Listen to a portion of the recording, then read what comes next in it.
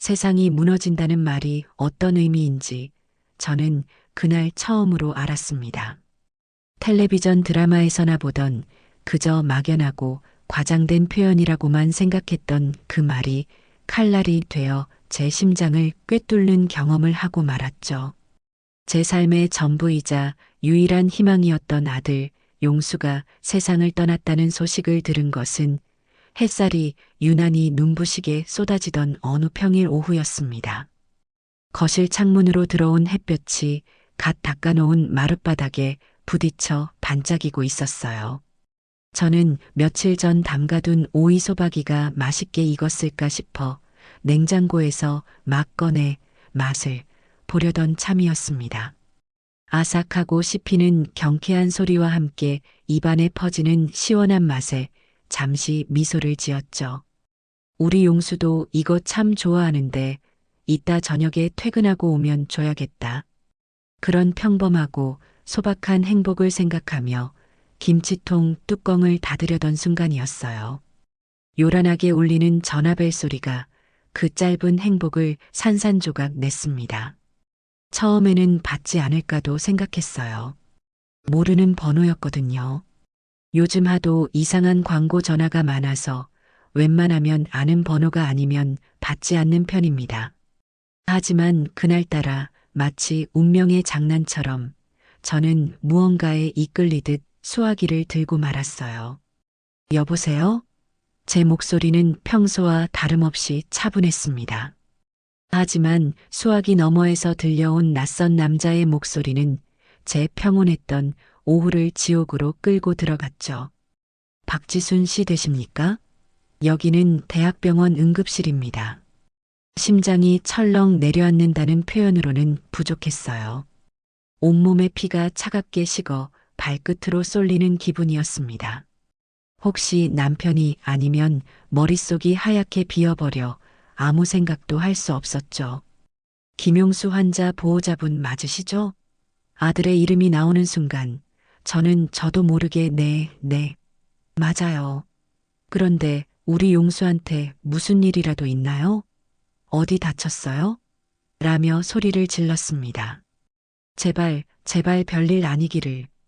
그냥 가벼운 접촉사고 같은 것이기를. 저는 간절히 기도하며 다음 말을 기다렸어요. 하지만 신은 제 기도를 들어주지 않았습니다. 진정하시고 잘 들으십시오. 환자분은 오늘 오후 2시 15분경 심정지 상태로 병원에 도착하셨고 의료진이 최선을 다했으나 끝내 운명하셨습니다. 그 말을 이해하는 데까지 얼마나 오랜 시간이 걸렸는지 모르겠습니다. 운명하셨다고요? 누가요? 우리 용수가요? 아니에요. 그럴 리가 없어요. 오늘 아침에도 멀쩡하게 넥타이를 매만지며 엄마 다녀오겠습니다. 하고 씩씩하게 집을 나선 아이였는데요. 어제 저녁에는 새로 산 셔츠가 잘 어울리냐며 제 앞에서 아이처럼 빙글 돌아보이기도 했고요. 그런 아들이 죽었다니 말도 안 되는 소리였어요. 무슨 그런 말도 안 되는 소리를 하세요. 당신 누구야? 장난 전화하지 마. 저는 이성을 잃고 악을 썼습니다.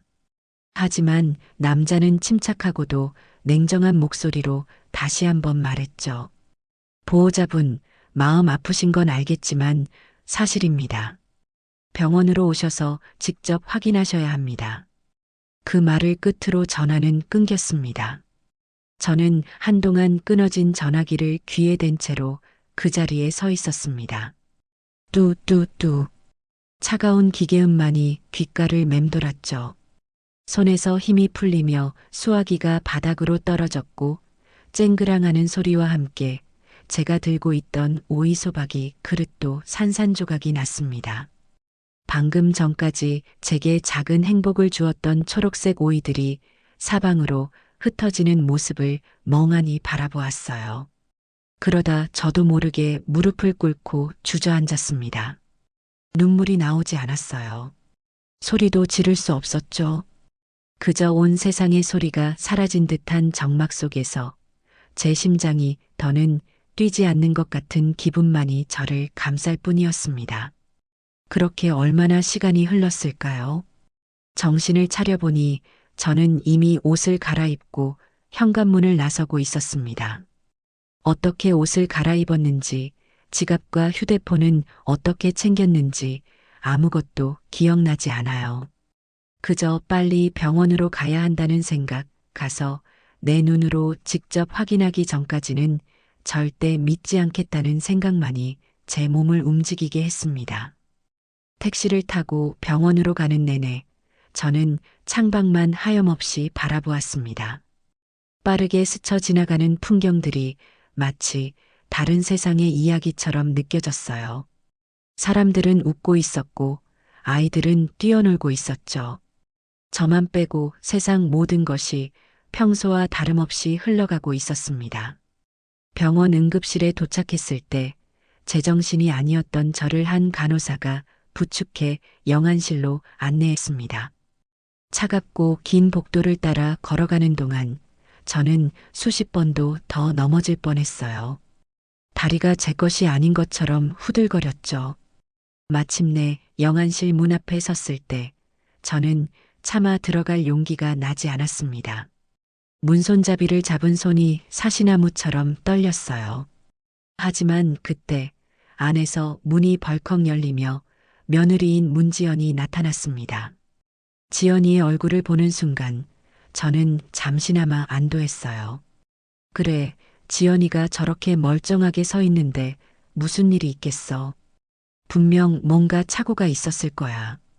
하지만 지연이의 다음 행동은 제 마지막 희망마저 짓밟아 버렸습니다. 그녀는 저를 보자마자 기다렸다는 듯이 제 팔을 잡아 끌며 안으로 들어갔어요. 어머니, 오셨어요? 하필이면 용수 씨가 이렇게 갑자기. 그녀의 목소리는 슬픔에 잠겨 있기보다는 무언가에 쫓기는 사람처럼 다급하게 느껴졌습니다. 그리고 제 눈앞에는 하얀 천에 덮인 채 차갑게 누워있는 제 아들, 용수가 있었습니다. 그 모습을 본 순간 저는 참고 있던 울음을 터뜨리며 그 자리에 쓰러지고 말았어요. 용수야, 내 아들. 이게 무슨 일이야? 눈 좀 떠봐. 엄마 왔어. 저는 아들에게 기어가 붙잡고 흔들며 오열했습니다. 하지만 아들은 아무런 대답도 미동도 없었죠. 그제야 저는 정말로 제 아들이 죽었다는 사실을 받아들여야만 했습니다. 제 세상이, 제 우주가 완전히 무너져 내리는 순간이었어요. 그런데 그 와중에도 며느리의 행동은 어딘가 이상했습니다. 보통 남편을 잃은 아내라면 저처럼, 아니 저보다 더 슬퍼하며 넋을 잃고 있어야 정상이잖아요. 하지만 지연이는 눈물 한 방울 보이지 않은 채 오히려 저를 진정시키며 장례 절차를 서둘렀습니다. 어머님, 이러시면 용수 씨가 편히 못 가요. 이제 그만 진정하시고 장례식장부터 알아봐야죠. 그녀의 목소리에는 슬픔보다는 일을 처리해야 한다는 사무적인 건조함이 묻어 있었어요. 저는 아들의 시신 옆에 주저앉아 넋을 놓고 있는데 그녀는 아무렇지 않게 휴대폰을 꺼내 이곳저곳 전화를 걸기 시작했습니다. 네, 거기 장례식장이죠? 빈소 하나 예약하려고 하는데요. 가장 작은 방으로요. 저는 제 귀를 의심했어요. 하나뿐인 아들을 보내는 길인데 가장 작은 방이라니요. 지연아, 그게 무슨 말이니? 우리 용수 가는 길인데 그래도 친구들도 오고 회사 사람들도 올 텐데 너무 작은 곳은. 제가 기어들어가는 목소리로 말하자 지연이는 잠시 저를 쳐다보더니 한숨을 쉬며 말했어요. 어머님, 용수 씨는 복잡한 거 싫어했어요. 그리고 요즘은 다들 조용하고 간소하게 치르는 추세예요. 사람 많이 부르고 시끄럽게 하는 거 용수 씨도 원하지 않을 거예요. 저는 더 이상 아무 말도 할 수 없었습니다. 아들을 잃은 슬픔에 몸도 마음도 제대로 가눌 수 없는 상황에서 며느리의 저런 태도에 일일이 대응할 기력이 없었죠. 그저 지연이가 하자는 대로 따를 수밖에 없었습니다. 그녀는 정말 모든 것을 신속하고 간결하게 처리했어요. 장례식장 예약부터 시작해서 영정 사진을 고르고 수의를 맞추고 부고 문자를 보내는 것까지 막힘이 없었죠. 그 모습이 꼭 오랫동안 이 순간을 준비해 온 사람처럼 보일 정도였습니다.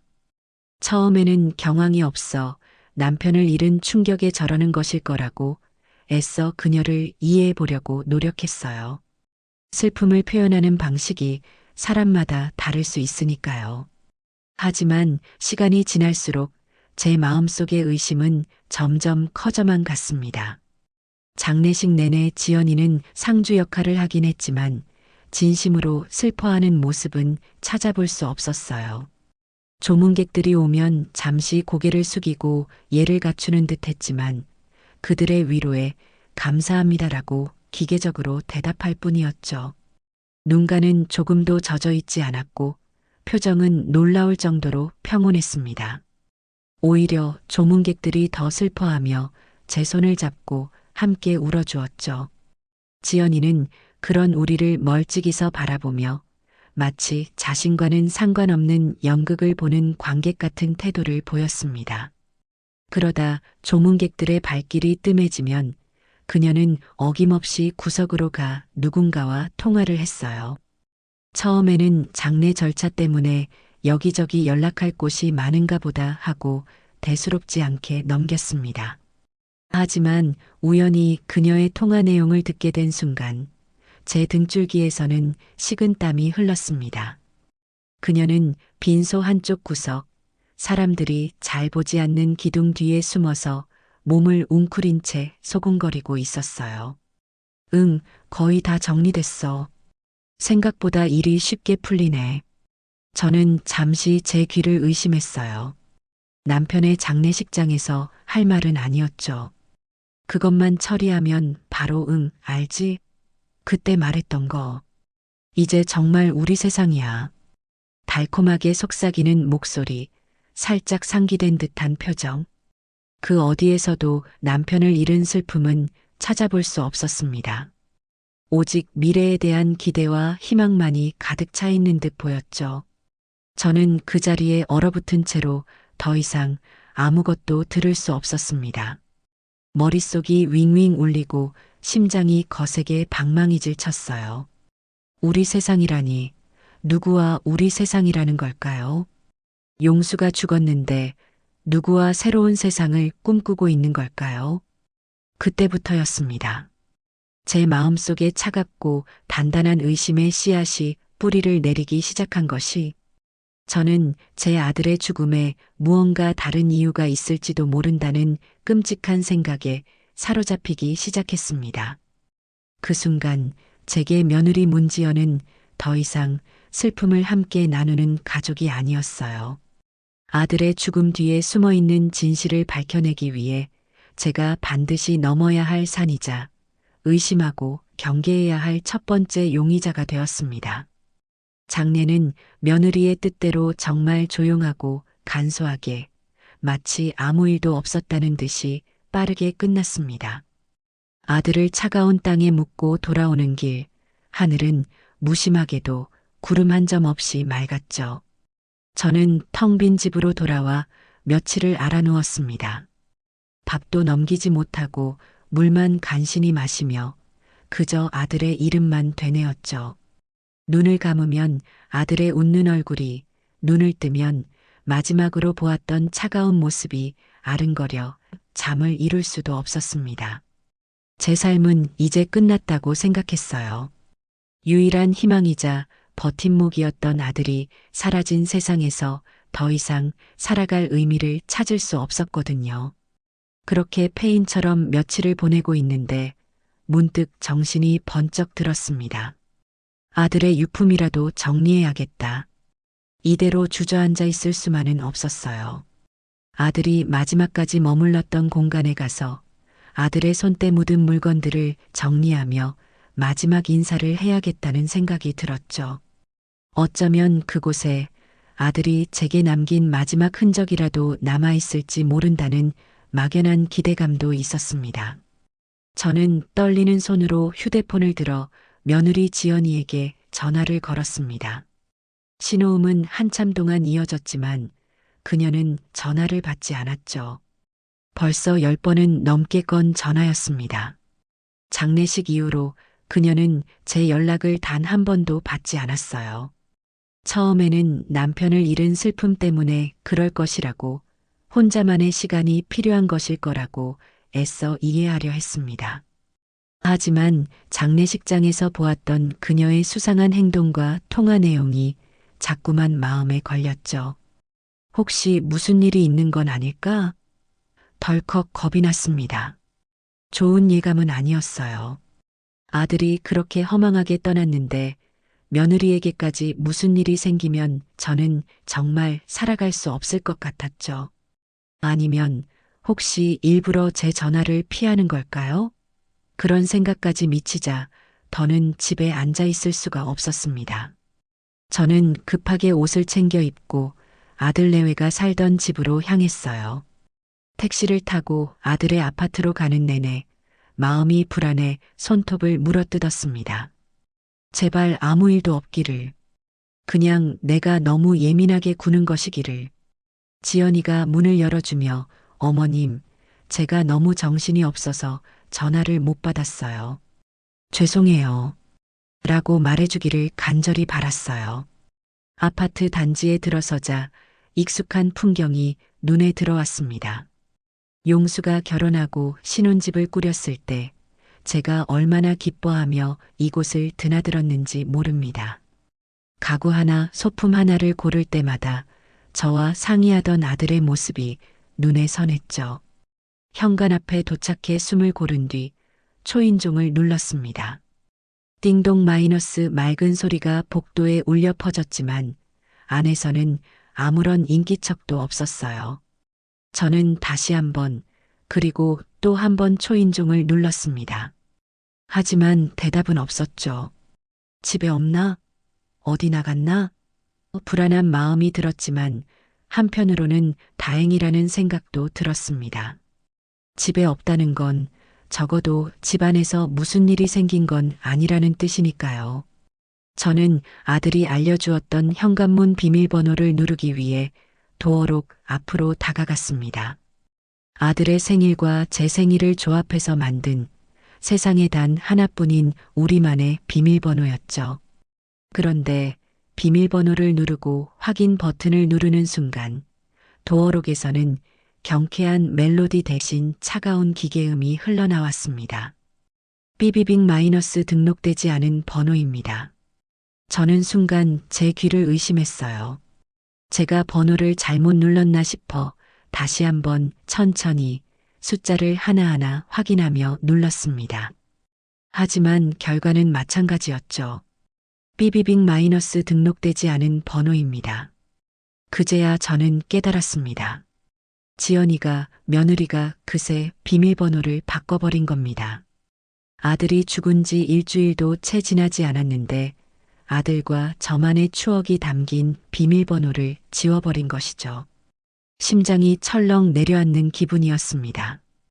온몸에서 힘이 쭉 빠져나가 벽에 기대지 않고서는 서 있을 수조차 없었죠.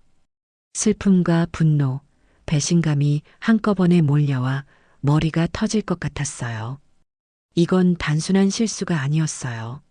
명백히 저를 들어오지 못하게 하려는 의도적인 행동이었죠. 왜? 도대체 왜? 저를 막아서면서까지 이 집 안에서 무엇을 하고 있는 걸까요? 그 순간 집 안에서 쿵 하는 무언가 무거운 것이 넘어지는 듯한 소리가 희미하게 들려왔습니다. 소리가 들렸다는 것은 분명 안에 사람이 있다는 뜻이었죠. 지연아, 안에 있는 거 다 안다. 문 좀 열어보거라. 저는 이성을 잃고 현관문을 세게 두드리며 소리쳤습니다. 제 목소리가 텅 빈 복도를 울렸지만 안에서는 아무런 대답도 들려오지 않았어요. 대신 무언가를 다급하게 끄는 듯한 소리, 부산하게 움직이는 소리가 연이어 들려왔습니다. 이제 더 이상 망설일 시간이 없었어요. 제 안에 무언가가 위험 신호를 보내고 있었습니다.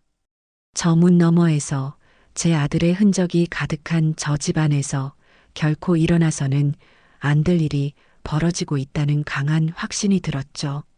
저는 주머니에서 휴대폰을 꺼냈습니다. 손이 너무 심하게 떨려 몇 번이나 휴대폰을 떨어뜨릴 뻔했어요. 간신히 112 버튼을 누르며 저는 마지막으로 굳게 닫힌 현관문을 노려보았습니다. 불길한 예감은 한 번도 틀린 적이 없었죠. 저는 떨리는 목소리로 경찰에게 상황을 설명했습니다. 저 제 아들 집인데요. 며느리가 문을 잠그고 열어주지 않아요. 안에서 이상한 소리가 들리는데 너무 불안해서요. 제발, 제발 빨리 좀 와주세요. 제 목소리는 이미 울음으로 잔뜩 젖어 있었습니다. 전화를 끊고 나서도 저는 그 자리를 떠나지 못하고 문에 귀를 기댄 채 안의 상황을 살폈어요. 잠시 부산스럽게 들려오던 소리는 어느새 잦아들고 섬뜩한 정적만이 흘렀습니다. 그 정적이 제 심장을 더욱더 옥죄어 왔습니다. 곧이어 복도 저편에서 여러 개의 발걸음 소리가 들려오기 시작했습니다. 잠시 후 제가 신고한 경찰 2명과 함께 열쇠 수리공 아저씨가 도착했습니다. 저는 그들을 보자마자 다리에 힘이 풀려 주저앉을 뻔한 것을 간신히 참았죠. 경찰은 제게 다가와 신분증을 요구하며 상황을 다시 한번 물었습니다. 정말로 이 집 주인 아드님의 어머님이 맞으십니까? 가족 간의 문제일 수도 있어서 저희가 함부로 문을 열어드릴 수는 없습니다. 그의 목소리는 지극히 사무적이었지만 저는 그를 원망할 수 없었어요. 당연한 절차였으니까요.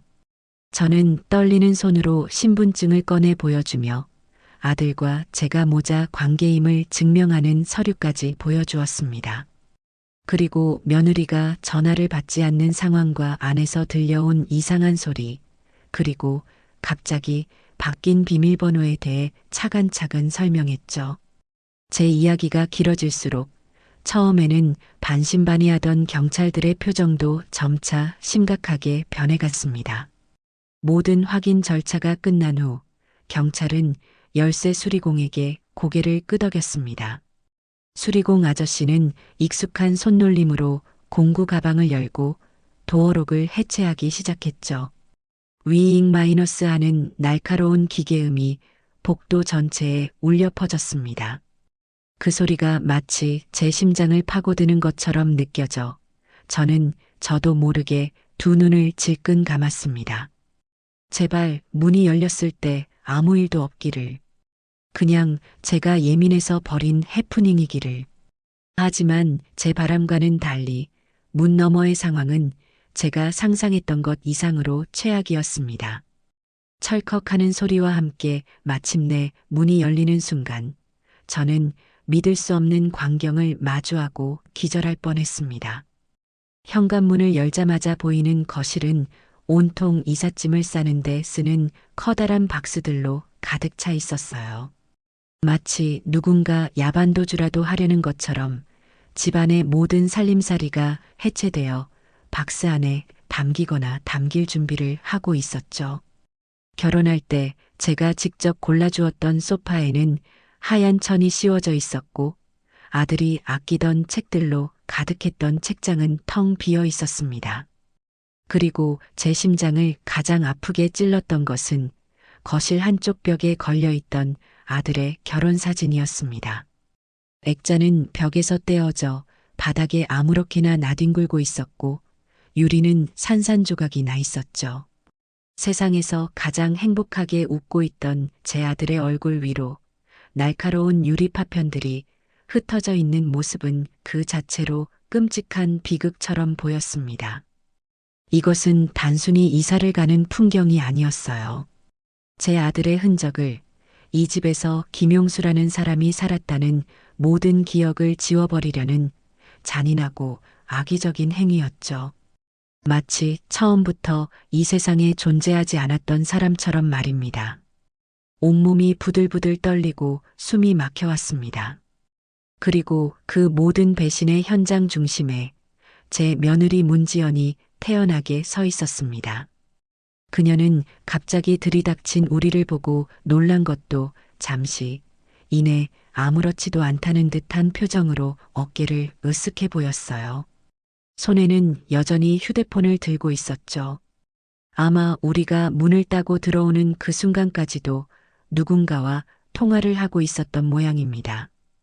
저와 경찰들을 번갈아 쳐다보던 그녀는 마치 아무 일도 아니라는 듯이 다시 휴대폰을 귀에 가져다 댔습니다. 그리고 제 심장을 갈기갈기 찢어놓는 말을 내뱉었죠.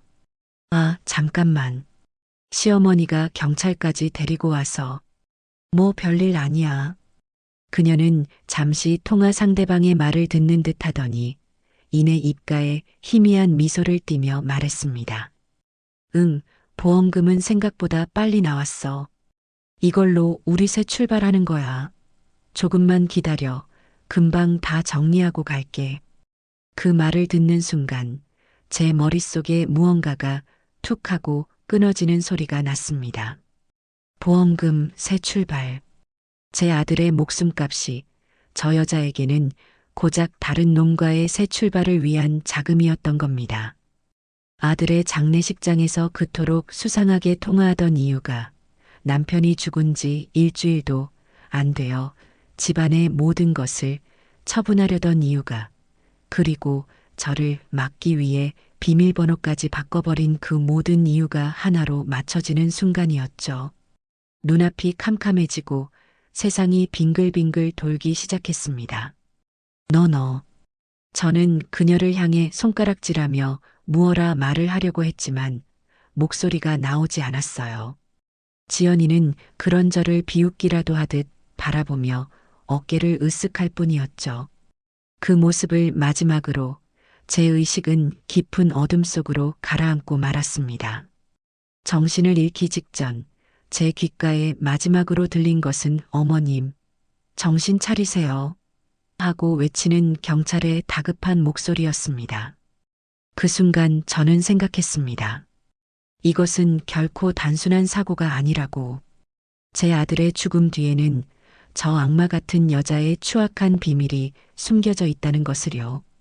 제가 다시 눈을 떴을 때 제 눈에 가장 먼저 들어온 것은 새하얀 병원 천장이었습니다. 코끝에서는 소독약 냄새가 희미하게 났고 팔에는 차가운 링거 주사 바늘이 꽂혀 있었죠.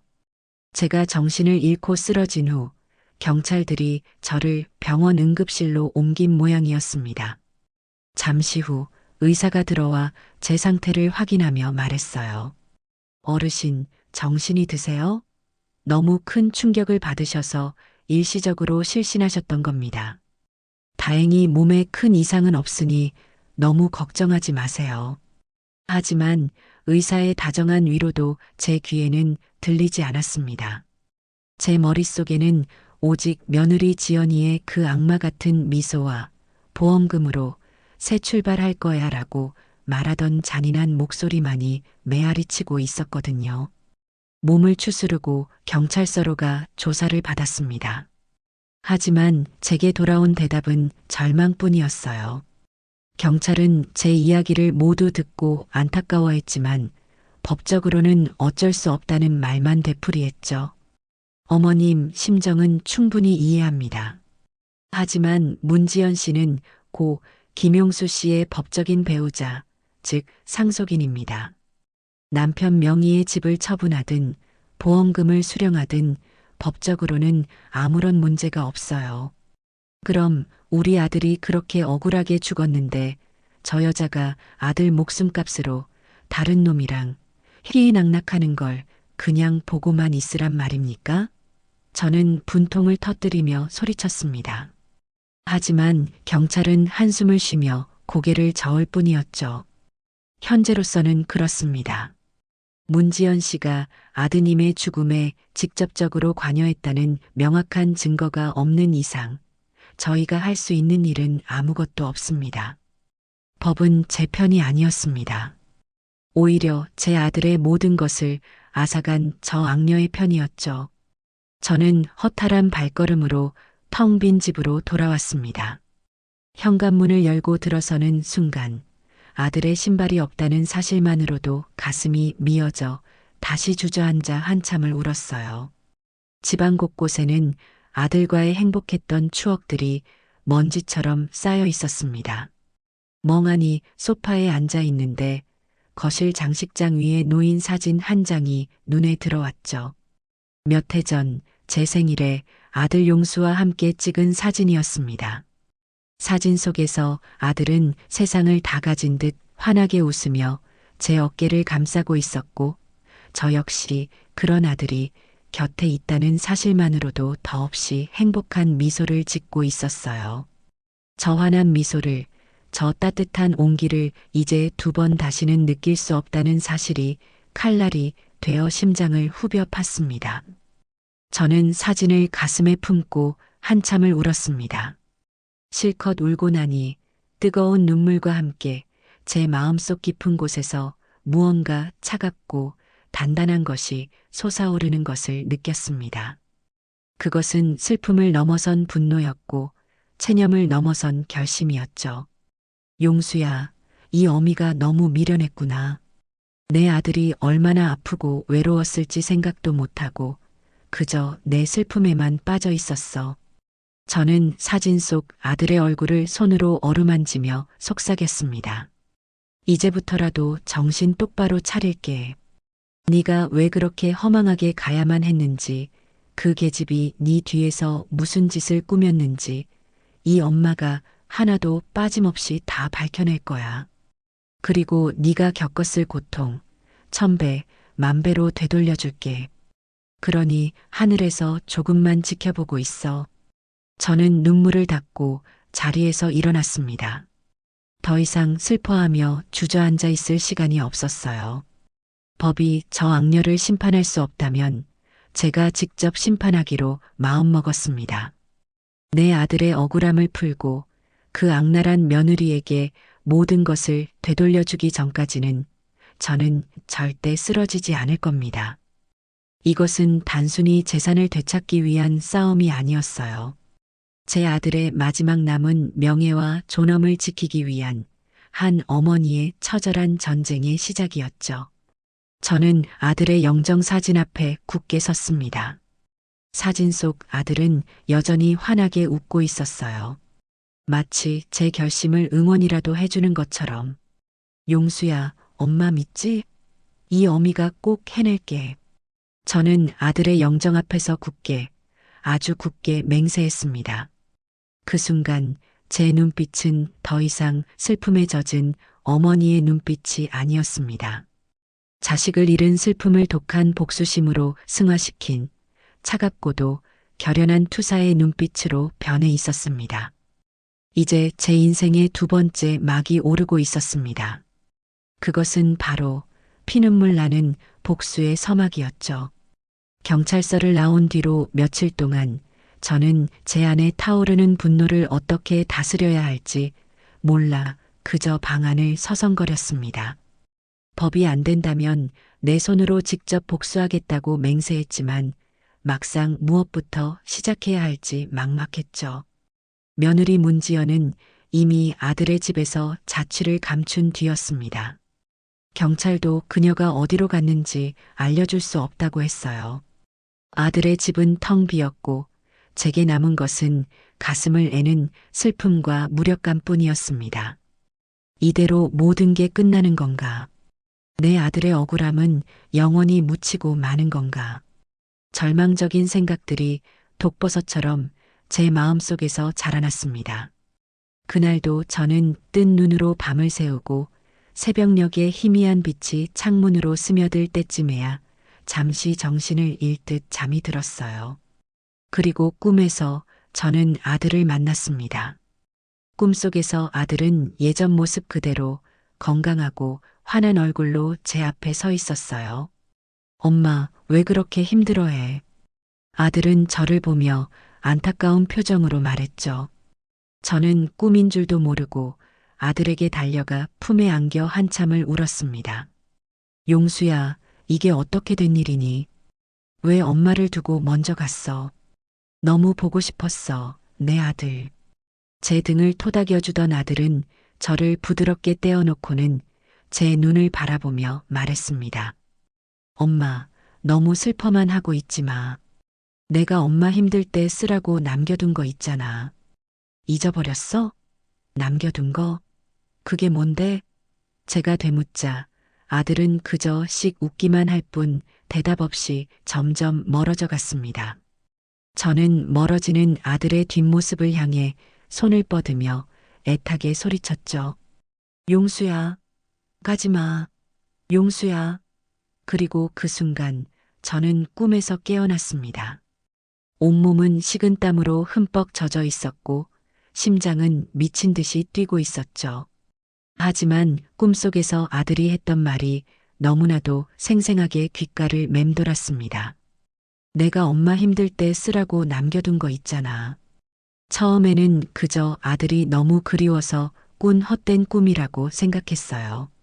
하지만 머릿속을 정리하며 곰곰이 생각해 보니 문득 스쳐 지나가는 기억의 조각이 있었습니다. 작년 가을쯤이었을 거예요. 추석을 쇠고 아들과 함께 거실에 앉아 과일을 깎아 먹고 있었죠. 그때 아들이 무심코 툭 던지듯 말했습니다. 엄마, 혹시 모르니까 제 앞으로 된 것 중에 엄마랑 같이 쓸 수 있는 것도 하나 만들어 놔야겠어요. 사람이 한치 앞을 모르는 거니까. 그냥 엄마 비상금이라고 생각해. 그때는 저도 그냥 흘려들었습니다. 젊은 나이에 벌써부터 그런 소리를 한다며 타박을 주기까지 했죠. 얘는 무슨 벌써부터 그런 재수 없는 소리를 하니. 그럴 돈 있으면 네 와이프랑 맛있는 거나 사 먹어. 하지만 아들은 그저 웃으며 그래도 혹시 모르잖아요. 라고 말할 뿐이었습니다. 그 기억이 떠오르는 순간 저는 벌떡 자리에서 일어났습니다. 혹시? 정말로 혹시? 가슴이 미친 듯이 뛰기 시작했어요. 저는 서둘러 옷을 갈아입고 집을 나섰습니다. 아들이 주로 거래하던 은행은 저희 집에서 버스로 서너 정거장 거리에 있었죠. 버스를 기다리는 시간, 버스를 타고 가는 시간, 그 모든 시간이 영원처럼 길게 느껴졌습니다. 제발, 제발 아들이 남긴 무언가가 있기를. 이것이 저의 마지막 희망의 동아줄이었습니다. 은행에 도착해 번호표를 뽑고 순서를 기다리는 동안 저는 초조한 마음에 손톱만 물어뜯었죠. 마침내 제 번호가 불리고 저는 창구로 다가가 떨리는 목소리로 용건을 말했습니다. 저 제 아들이 얼마 전에 세상을 떠났는데요. 혹시 제 아들 이름이랑 제 이름으로 공동 명의로 된 계좌나 뭐 그런 게 있는지 좀 확인해 주실 수 있을까요? 젊은 은행 직원은 잠시 안타까운 표정으로 저를 보더니 신분증과 가족관계 증명서를 요구했습니다. 제가 서류를 건네자 그는 컴퓨터로 무언가를 한참 동안 조회하기 시작했죠. 그가 키보드를 두드리는 소리 하나하나에 제 심장이 쿵, 쿵 내려앉는 것 같았습니다. 시간이 얼마나 흘렀을까요? 직원은 고개를 갸웃거리며 말했어요. 어머님, 아드님과 공동 명의로 된 예금 계좌는 따로 없는 걸로 나오는데요. 그 말을 듣는 순간 온몸에 힘이 쭉 빠져나갔습니다. 역시 그냥 헛된 꿈이었나. 내가 너무 큰 기대를 했구나. 실망감에 그대로 돌아서려는데 직원이 다급하게 저를 불렀습니다. 아, 잠시만요, 어머님. 계좌는 없는데 개인금고가 하나 있네요. 김용수 고객님과 박지순 어머님 공동 명의로요. 개인금고. 살면서 단 한 번도 이용해 본 적 없는 영화에서나 보던 그 단어가 제 귀에 박히는 순간 저는 숨을 멈췄습니다. 개인금고요? 네. 작년 10월에 개설하셨네요. 두 분 중 한 분만 오셔도 열 수 있도록 설정되어 있습니다. 확인해 보시겠어요? 저는 저도 모르게 고개를 격하게 끄덕였습니다. 잠시 후 지점장으로 보이는 중년의 남자가 나와 저를 금고실로 안내했습니다. 육중한 철문이 열리고 서늘한 공기가 가득한 공간으로 들어서자 수백 개의 금고가 벽면을 가득 채우고 있었죠. 지점장은 그중 한 곳 앞에서 멈춰서서 열쇠 꾸러미에서 열쇠 하나를 꺼내 제게 건넸습니다. 이 열쇠와 저희 은행 열쇠 두 개가 모두 있어야 열립니다. 저는 마른 침을 삼키며 떨리는 손으로 열쇠를 받아 구멍에 꽂고 돌렸습니다. 지점장이 나머지 열쇠를 돌리자 철컥하는 묵직한 소리와 함께 금고 문이 열렸죠. 금고 안은 생각보다 작았습니다. 그리고 그 안에는 묵직한 서류 봉투 하나와 작은 상자, 그리고 USB 메모리 하나가 덩그러니 놓여 있었어요. 서류 봉투 위에는 사랑하는 우리 엄마에게라고 적힌 아들의 필체가 선명했습니다. 그 글씨를 보는 순간 참고 있던 눈물이 다시 왈칵 쏟아졌죠. 이것이 정말로 아들이 제게 남긴 마지막 선물이자 이 지옥 같은 상황을 벗어날 수 있는 유일한 열쇠일지도 모른다는 생각이 들었습니다. 저는 직원들의 부축을 받으며 금고 안의 내용물을 모두 챙겨 밖으로 나왔습니다. 은행을 나서는 제 발걸음은 조금 전과는 비교할 수 없을 정도로 무거우면서도 한편으로는 희망으로 가득 차 있었습니다. 이제 모든 것은 저 봉투와 USB 안에 달려 있었죠. 저는 봉투를 가슴에 꼭 품은 채 서둘러 집으로 향했습니다. 집으로 돌아오는 내내 제 심장은 금방이라도 터져 나올 것처럼 세차게 뛰었습니다. 혹시나 누가 뺏어가기라도 할까봐 아들의 유품이 담긴 가방을 두 손으로 꼭 끌어안았죠. 현관문을 잠그고 들어오자마자 저는 식탁 위에 가방 속 내용물을 모두 쏟아냈습니다. 가장 먼저 손이 간 것은 역시 아들의 필체로 사랑하는 우리 엄마에게라고 적힌 편지 봉투였어요. 떨리는 손으로 봉투를 열자 정성스럽게 접힌 편지지 여러 장이 나왔습니다. 엄마, 이 편지를 읽고 있다는 건 아마 제가 엄마 곁에 없다는 뜻이겠지요. 그리고 엄마가 이 금고를 열었다는 건 문지연이라는 여자가 엄마를 힘들게 하고 있다는 뜻일 거고요. 미리 다 말씀드리지 못해서 죄송해요. 엄마 걱정하실까봐, 그리고 제 가정이 깨지는 모습을 보여드리고 싶지 않아서 혼자 끙끙 앓았어요. 저는 바보가 아니었어요, 엄마. 처음에는 정말 사랑이라고 믿었지만 시간이 지날수록 지연 씨가 원하는 건 제 사랑이 아니라 제 돈이라는 걸 깨닫게 되었어요. 편지의 첫 구절을 읽는 순간 저는 목이 메어 더 이상 읽을 수가 없었습니다. 내 아들이, 그 착하고 순하기만 했던 내 아들이 혼자서 얼마나 아프고 외로웠을까요? 아내에게 배신당하고 있다는 사실을 알면서도 늙은 어미 걱정할까봐 혼자서 모든 짐을 짊어지고 있었던 겁니다. 저는 한참을 울며 아들의 이름을 부르짖었습니다. 가슴을 치고 통곡하며 지켜주지 못한 아들에게 미안하다고 몇 번이고 사죄했죠. 한참을 운 뒤에야 저는 다시 마음을 다잡고 편지를 읽어 내려갔습니다. 편지에는 지연이의 사치와 의심스러운 행동들, 그리고 아들이 이혼을 결심하고 증거를 모으기 시작한 과정이 상세하게 적혀 있었습니다. 그래서 결심했어요. 그냥 이혼만 해주는 걸로는 부족하다고요. 그 여자가 제게 주었던 상처와 배신감을 그대로 돌려주고 싶었어요. 그리고 무엇보다 제가 평생 땀 흘려 모은 재산을 그 여자와 그 배후의 남자에게 넘겨줄 수는 없었어요.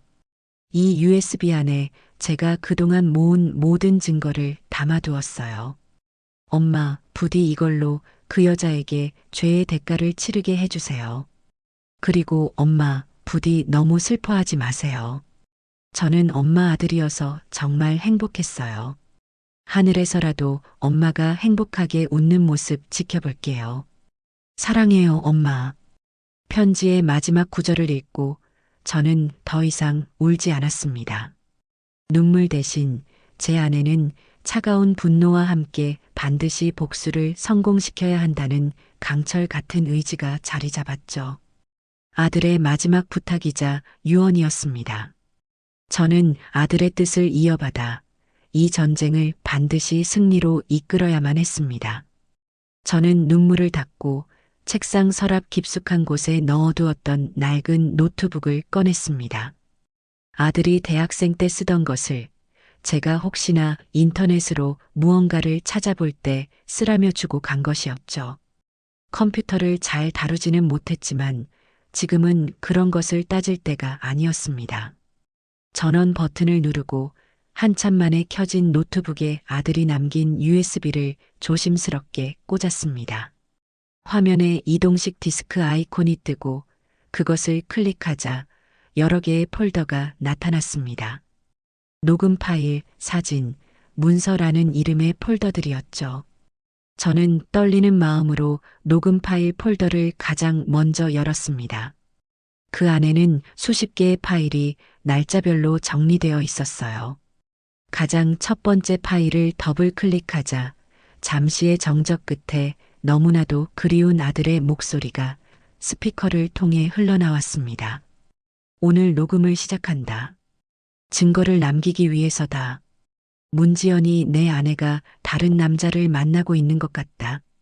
아들의 목소리는 심하게 지쳐 있었고 깊은 슬픔에 잠겨 있었습니다. 그것은 아들의 음성 일기였어요. 저는 스피커에 귀를 바싹 댄 채 숨을 죽이고 아들의 목소리에 집중했습니다. 아들의 일기는 충격적이었어요. 처음에는 작은 의심으로 시작되었습니다. 잦은 외박, 늦은 귀가, 그리고 언제부턴가 잠가놓기 시작한 휴대폰. 아들은 처음에는 아내를 믿으려 했지만 의심은 꼬리에 꼬리를 물고 이어졌죠. 그러다 결정적인 증거를 발견하게 된 겁니다. 지연이가 숨겨둔 카드 명세서였어요.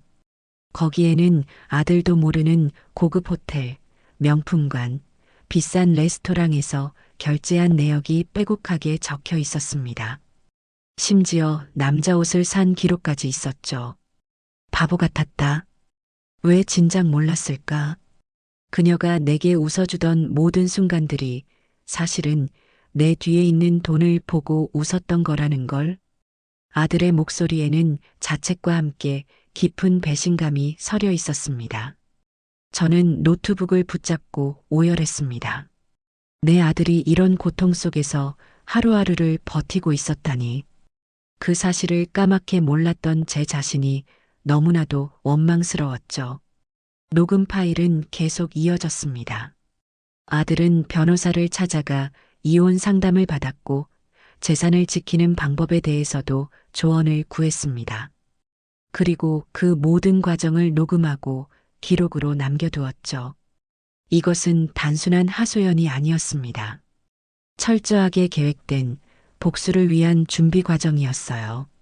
아들은 더 이상 순진한 피해자가 아니었습니다.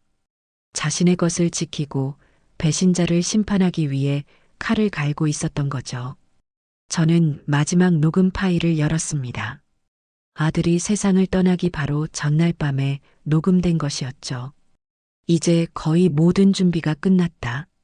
내일 변호사를 만나 마지막 서류 정리를 하고 주말에 문지연에게 모든 것을 밝힐 생각이다. 그녀가 어떤 표정을 지을지 이제 이 지긋지긋한 연극도 끝이다. 아들의 목소리는 그 어느 때보다 단호하고 차분했습니다. 하지만 그 녹음이 아들의 마지막 목소리가 될 줄이야 누가 알았을까요? 저는 노트북을 닫고 두 주먹을 불끈 쥐었습니다. 용수야, 네가 끝내지 못한 연극, 이 엄마가 끝내줄게. 아주 화려하고 통쾌한 마지막 장면을 선물해 주마. 아들의 음성 일기를 모두 듣고 난 후 저는 잠시 마음을 추스를 시간이 필요했습니다.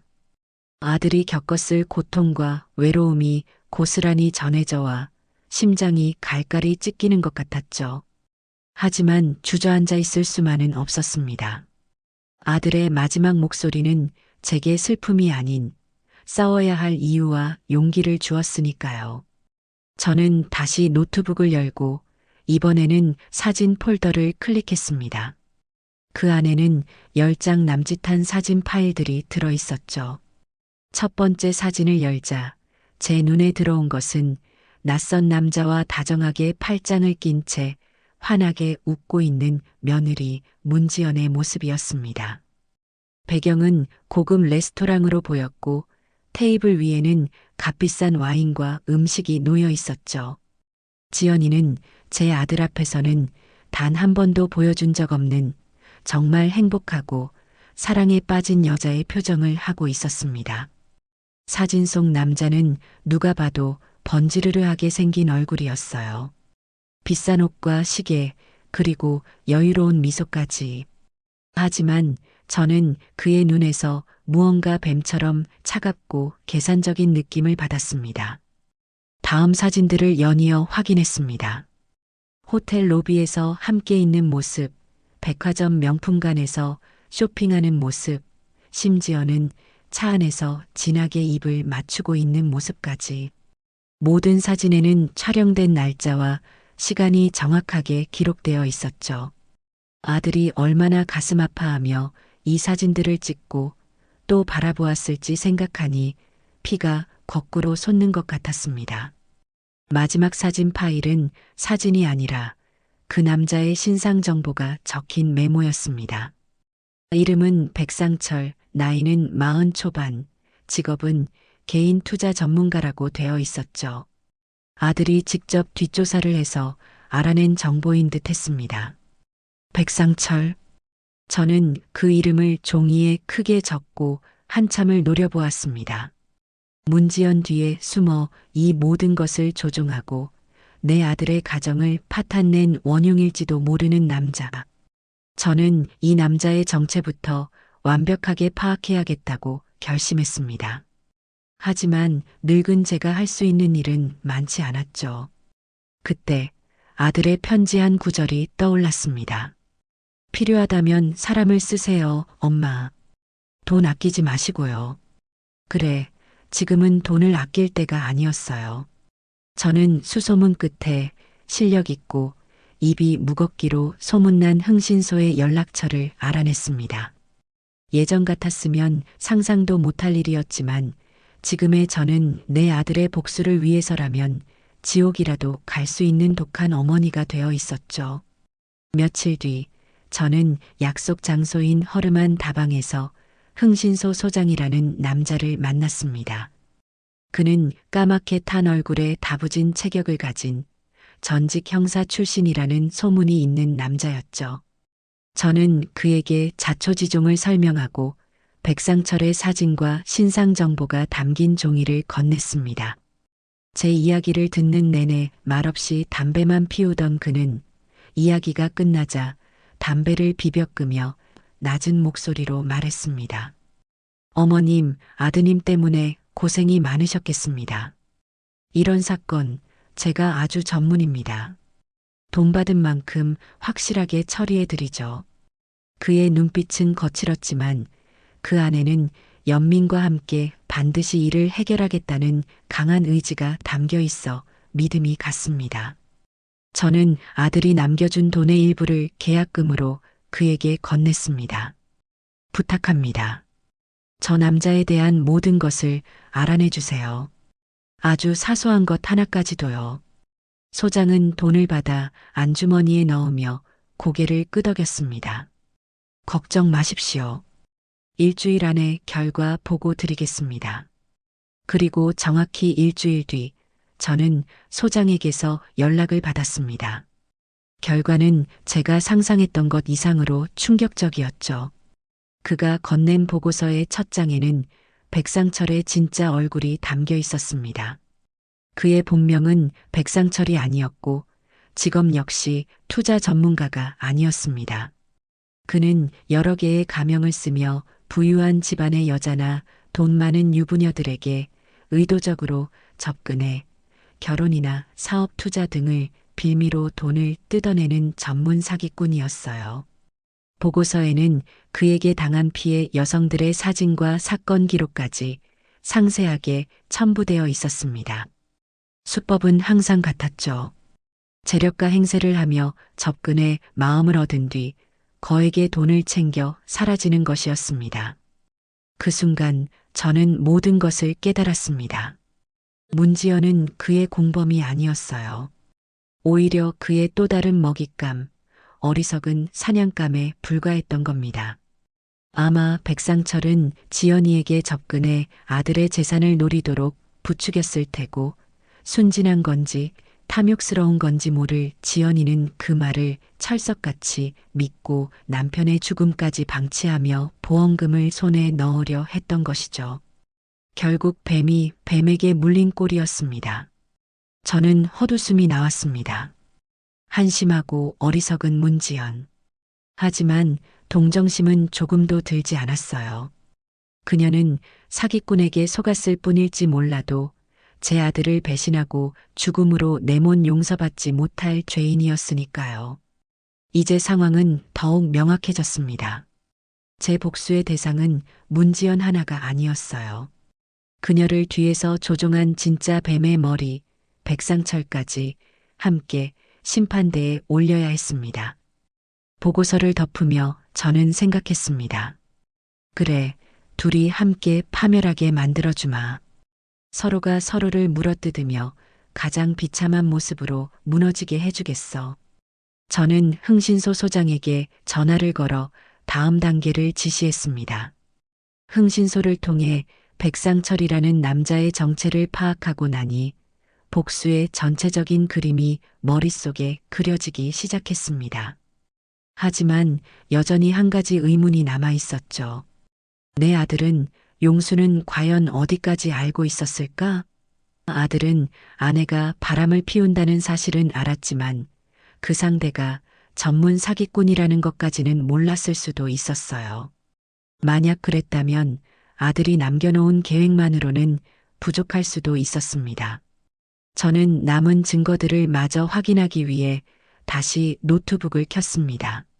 아들이 남긴 마지막 폴더, 문서 폴더를 열었죠. 그 안에는 부동산 등기부등본, 주식거래 내역서, 보험증권 등 아들의 재산과 관련된 파일들이 가득했습니다. 처음에는 그저 재산 목록을 정리해 둔 것이라고 생각했어요. 하지만 파일들을 하나씩 열어보며 날짜를 확인하던 저는 놀라움을 금치 못했습니다. 아들은 제가 생각했던 것보다 훨씬 더 똑똑하고 치밀한 사람이었습니다. 그는 아내의 외도를 확신한 시점부터 자신의 모든 재산을 정리하기 시작했던 겁니다. 가장 먼저 눈에 띈 것은 주식 거래 내역이었어요. 아들은 자신이 보유하고 있던 모든 주식을 아내가 본격적으로 외도를 시작한 것으로 추정되는 시점부터 몇 달에 걸쳐 시장에 조금씩 내다 팔았습니다. 마치 개미 투자자가 주식을 정리하는 것처럼 보이도록 아주 교묘하고 자연스럽게 말이죠. 그 다음은 부동산이었습니다. 결혼 전부터 가지고 있던 작은 오피스텔 하나를 금매로 처분했고 심지어는 할아버지에게 물려받은 시골의 작은 땅까지 모두 팔아치웠습니다. 등기부등본에 찍힌 매매 날짜는 아들이 세상을 떠나기 불과 한두 달 전이었어요. 저는 순간 혼란스러웠습니다. 이혼을 준비하면서 재산을 정리하는 것은 당연한 일일 수 있죠. 하지만 이렇게까지 모든 것을 현금화할 필요가 있었을까요? 마치 인생을 정리하는 사람처럼 자신의 모든 것을 돈으로 바꾸고 있었던 겁니다. 저는 마른 침을 삼키며 마지막 문서를 열었습니다. 그 문서에는 아들이 처분한 모든 자산의 흐름이 일목요연하게 정리되어 있었죠. 아들은 주식과 부동산을 팔아 손에 쥔 수억 원의 현금을 모두 은행에서 인출했습니다. 그리고 그 돈으로 법의 추적을 피하기 가장 용이하다는 무기명 채권과 골드바를 사들였어요. 그리고 그 모든 것을 저와 공동 명의로 만든 개인금고 안에 보관해 두었던 겁니다. 그제야 저는 아들의 큰 그림을 완벽하게 이해할 수 있었습니다. 아들은 단순한 이혼을 준비했던 것이 아니었어요. 그는 문지연이라는 여자가 자신의 돈을 노리고 있다는 것을 정확히 간파했고 그녀에게 단 한 푼도 넘겨주지 않기 위한 완벽한 계획을 세웠던 겁니다. 만약 아들이 살아있는 상태에서 이혼을 했다면 재산 분할 과정에서 어쩔 수 없이 일부를 떼어줘야 했을지도 모릅니다. 하지만 아들이 죽고 나면 법적인 상속은 아내인 문지연에게 우선적으로 돌아가게 되죠. 아들은 바로 그 점을 역이용한 겁니다.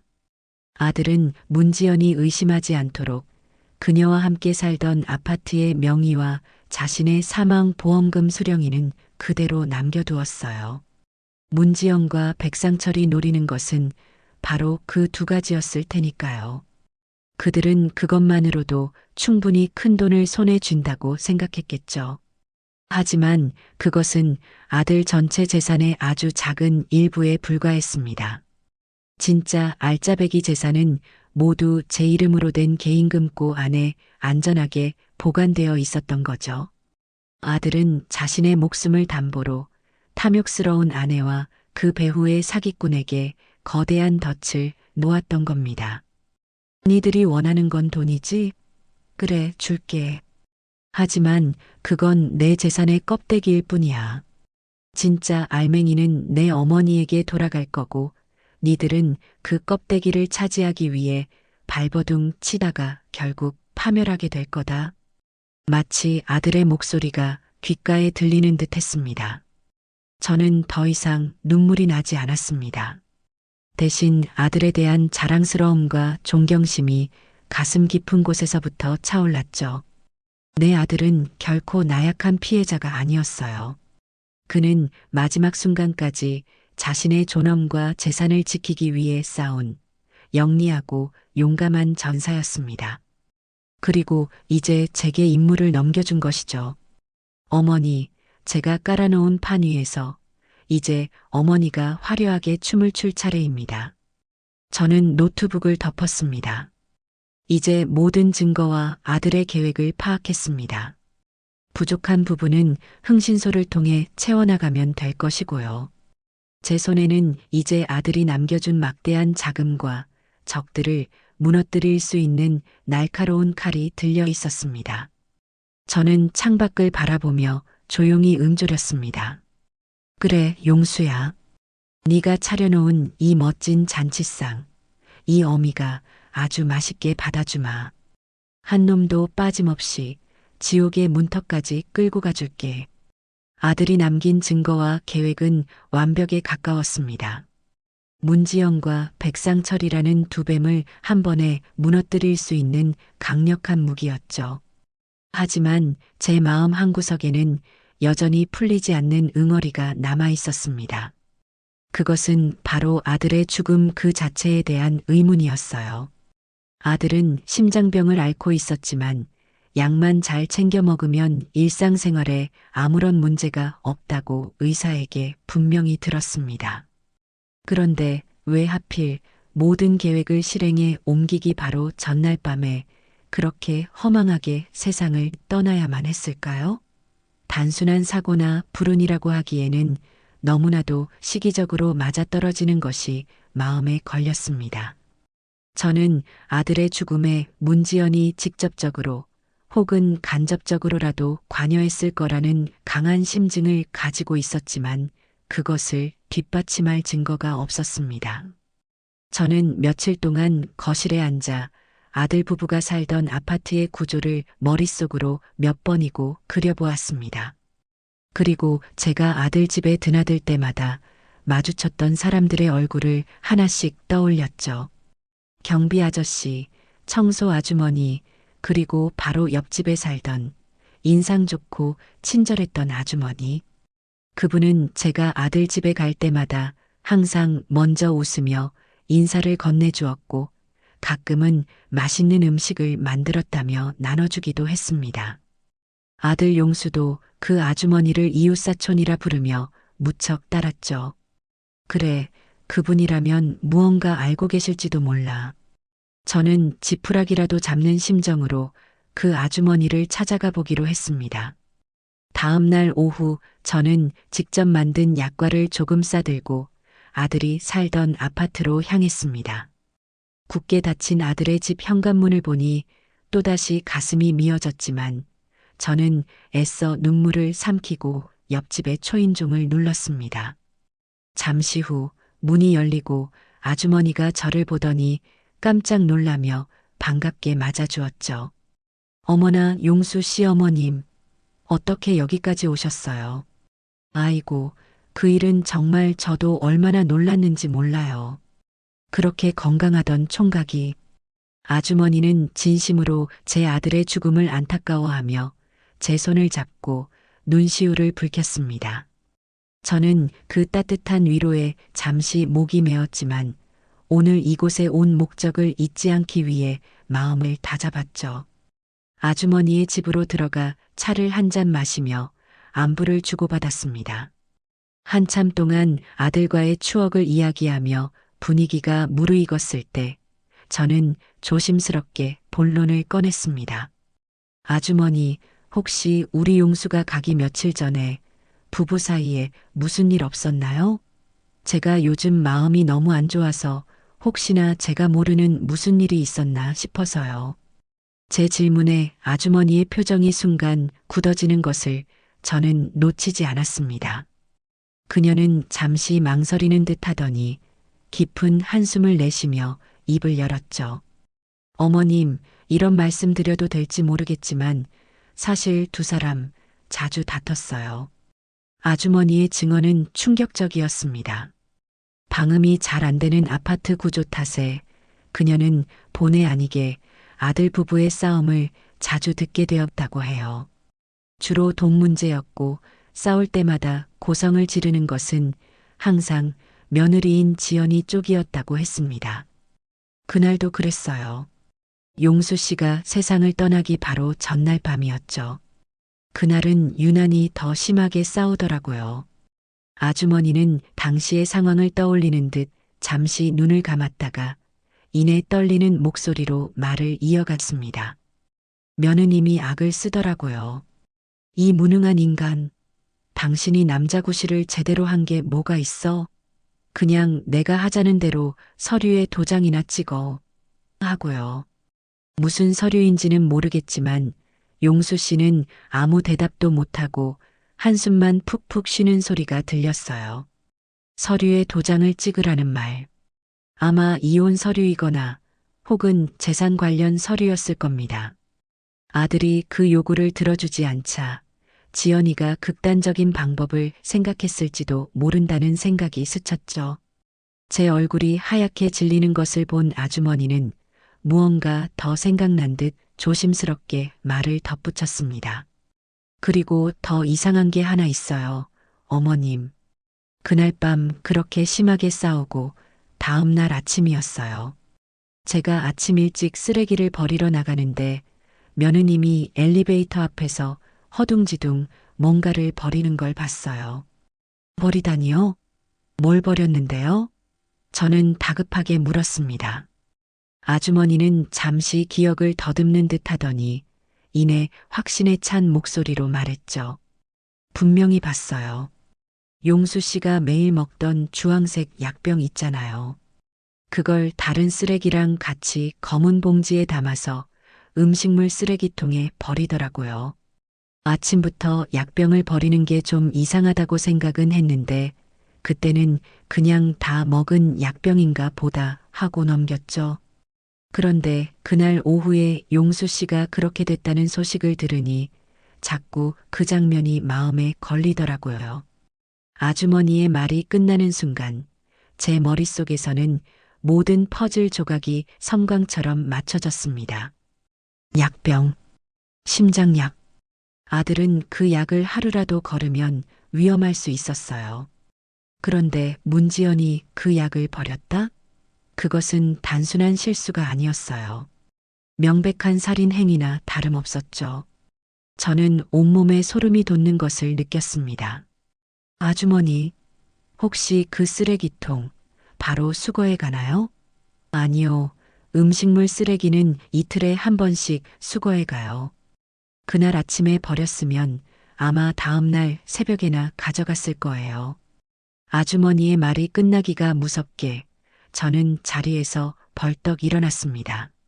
아주머니, 정말 감사합니다. 이 은혜는 평생 잊지 않을게요. 저는 아주머니에게 몇 번이고 허리를 숙여 인사하고는 미친 사람처럼 밖으로 뛰쳐나갔습니다. 혹시나 아주 작은 확률이라도 증거가 남아있을지 모른다는 생각 때문이었죠. 저는 곧장 아파트 관리사무소로 달려갔습니다. 자초지종을 설명하고 며칠 전 아파트의 CCTV 영상을 확인할 수 있겠냐고 간절히 부탁했죠. 관리소장은 처음에는 개인정보라며 난색을 표했지만 자식을 잃은 늙은 어미의 처절한 모습에 마음이 움직였는지 결국 저를 CCTV 녹화실로 안내해 주었습니다. 저는 눈에 불을 켜고 아들이 사망하던 날 아침의 영상을 찾아 돌려보기 시작했습니다. 그리고 마침내 그 장면을 찾아냈습니다. 영상 속에서 문지연은 이른 아침 주위를 두리번거리며 집에서 나와 엘리베이터 앞에 섰습니다. 그리고 손에 든 검은 봉지를 음식물 쓰레기통이 아닌 일반 쓰레기를 버리는 대형 수거함 깊숙이 던져 넣는 모습이 똑똑히 찍혀 있었죠. 그녀는 약병을 음식물 쓰레기에 버린 것이 아니었습니다. 더 깊고 찾기 힘든 곳에 증거를 인멸하려 했던 겁니다. 저는 그 장면을 제 휴대폰으로 촬영했습니다. 비록 법적인 증거 효력은 없을지 몰라도 이것은 문지연의 죄를 입증할 결정적인 단서가 될 것이 분명했습니다. 저는 휴대폰을 꽉 쥔 채 관리사무소를 나왔습니다. 이제 다음 단계로 넘어갈 시간이었습니다. 옆집 아주머니의 증언과 CCTV 영상은 제 가설에 확신을 더해 주었습니다. 문지연은 아들의 심장약을 의도적으로 숨기거나 버렸고 그것이 아들의 죽음의 결정적인 원인이 되었을 겁니다. 하지만 이것만으로는 부족했어요. 그녀의 행동과 아들의 죽음 사이의 직접적인 인과관계를 증명해야만 했죠. 그러기 위해서는 아들의 의료 기록이 반드시 필요했습니다. 저는 아들이 어릴 때부터 다니던 동네의 작은 내과 병원으로 향했습니다. 그곳의 원장님은 제 남편과도 막역한 사이였고 용수가 코 올리게 시절부터 봐오셨던 분이라 저와도 안면이 있었죠. 병원에 들어서자 원장님은 진료 중간에 저를 보더니 반갑게 맞아주시다가도 제 얼굴에 드리워진 그늘을 보고는 이내 표정이 어두워졌습니다. 아이고 사모님, 용수 일은 정말 저도 애통하기 그지없습니다. 그렇게 착하고 바른 청년이. 원장님은 진심으로 제 아들을 애도해 주었습니다. 저는 잠시 울컥했지만 이내 마음을 다잡고 오늘 병원에 온 이유를 설명했죠. 원장님, 부탁이 하나 있습니다. 우리 용수의 마지막 의료 기록을 제가 좀 볼 수 있을까요? 제 말에 원장님은 곤란한 표정을 지었습니다. 사모님 마음은 이해하지만 의료법상 환자 본인이 아니면 진료 기록을 열람할 수가 없습니다. 가족이라도 말이죠. 예상했던 반응이었습니다. 저는 조용히 가방에서 서류 한 장을 꺼내 원장님께 내밀었습니다. 그것은 바로 아들이 개인금고에 편지와 함께 넣어두었던 의료 대리인 위임장이었습니다. 아들은 만일의 사태에 대비해 자신의 모든 의료 기록 열람 및 결정 권한을 저에게 위임한다는 내용의 서류를 공증까지 받아두었던 것이죠. 아들의 치밀함에 다시 한번 놀라며 저는 이것을 준비했을 아들의 심정을 헤아려 보았습니다. 아마 아들은 자신이 갑자기 쓰러지거나 의식이 없을 경우 문지연이 멋대로 의료적인 결정을 내리는 것을 막기 위해 이 서류를 준비했을 겁니다. 그리고 그 서류가 이제 아들의 억울함을 푸는 열쇠가 되어 제 손에 들려 있었죠. 위임장을 꼼꼼히 읽어본 원장님은 깊은 한숨을 내쉬며 고개를 끄덕였습니다. 용수가 이런 것까지 준비해 두었을 줄이야. 알겠습니다, 사모님. 법적으로 문제가 없으니 원하시는 기록을 보여드리겠습니다. 원장님은 저를 자신의 진료실로 안내했고 컴퓨터를 켜서 용수의 진료 기록을 화면에 띄워주었습니다. 저는 화면에 떠 있는 아들의 이름을 보는 것만으로도 가슴이 아려왔지만 애써 눈을 똑바로 뜨고 기록을 하나하나 짚어보았습니다. 화면에는 아들의 병력과 처방 내역이 날짜별로 상세하게 기록되어 있었죠. 원장님은 기록을 보며 설명해 주었습니다. 용수는 약만 꾸준히 복용하면 아무 문제가 없는 상태였습니다. 그래서 항상 3개월치 약을 한 번에 처방해 주었죠. 마지막으로 병원에 온 게 원장님의 손가락이 어느 한 지점에서 멈췄습니다. 아들이 사망하기 바로 이틀 전이었네요. 그날 와서 정기 검진을 받고 늘 먹던 심장 약 3개월치 처방전을 새로 받아갔습니다. 심장이 쿵 하고 내려앉았습니다. 아들은 분명히 약을 처방받았어요. 그렇다면 그 약은 어디로 사라진 걸까요? 저는 떨리는 목소리로 물었습니다. 원장님, 혹시 그 처방전으로 약을 수령했는지도 알 수 있을까요? 네, 보통 저희 병원과 연계된 바로 아래층 약국에서 약을 타가는데 제가 한번 확인해 보겠습니다. 원장님은 즉시 수화기를 들어 약국에 전화를 걸었습니다. 저는 원장님의 입모양 하나하나에 모든 신경을 집중하며 마른 침을 삼켰죠. 네, 김 약사님. 저 최 원장입니다. 다름이 아니라 며칠 전에 저희 병원에서 진료받은 김용수 환자, 네, 맞습니다. 그 환자 처방전이요. 혹시 그날 약 타갔는지 기록 좀 확인해 주시겠어요? 잠시 동안의 정적이 흘렀습니다. 그 짧은 순간이 제게는 영원처럼 느껴졌죠. 수화기 너머에서 무어라 대답하는 소리가 들렸고 그 말을 듣는 원장님의 미간이 점점 좁아졌습니다. 마침내 원장님은 네, 알겠습니다. 수고하세요. 라는 말을 끝으로 수화기를 내려놓았습니다. 그리고는 무거운 표정으로 저를 바라보며 말했죠. 사모님 이상하네요. 약국 말로는 그날 처방전 접수는 되었는데 정작 약은 찾아가지 않았다고 합니다. 보통 접수하고 10분이면 약이 나오는데 약이 나온 뒤에 환자가 그냥 사라져서 아직까지 보관하고 있답니다. 그 말을 듣는 순간 제 머릿속의 모든 의심은 확신으로 변했습니다. 그림이 완벽하게 그려졌어요. 아들은 병원에서 진료를 보고 처방전을 받아 약국에 접수까지 했을 겁니다. 그리고 약이 나오는 동안 잠시 자리를 비웠거나 혹은 문지연에게 약을 찾아오라고 부탁했겠죠. 하지만 문지연은 그 약을 찾아가지 않았던 겁니다. 아니, 의도적으로 찾아가지 않고 아들에게는 약을 샀다고 거짓말을 했을 가능성이 높았어요.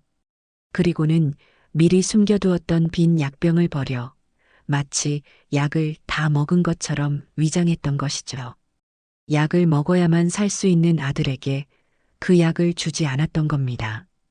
이것은 단순한 방치를 넘어선 명백한 살인 의도가 있는 행위였습니다.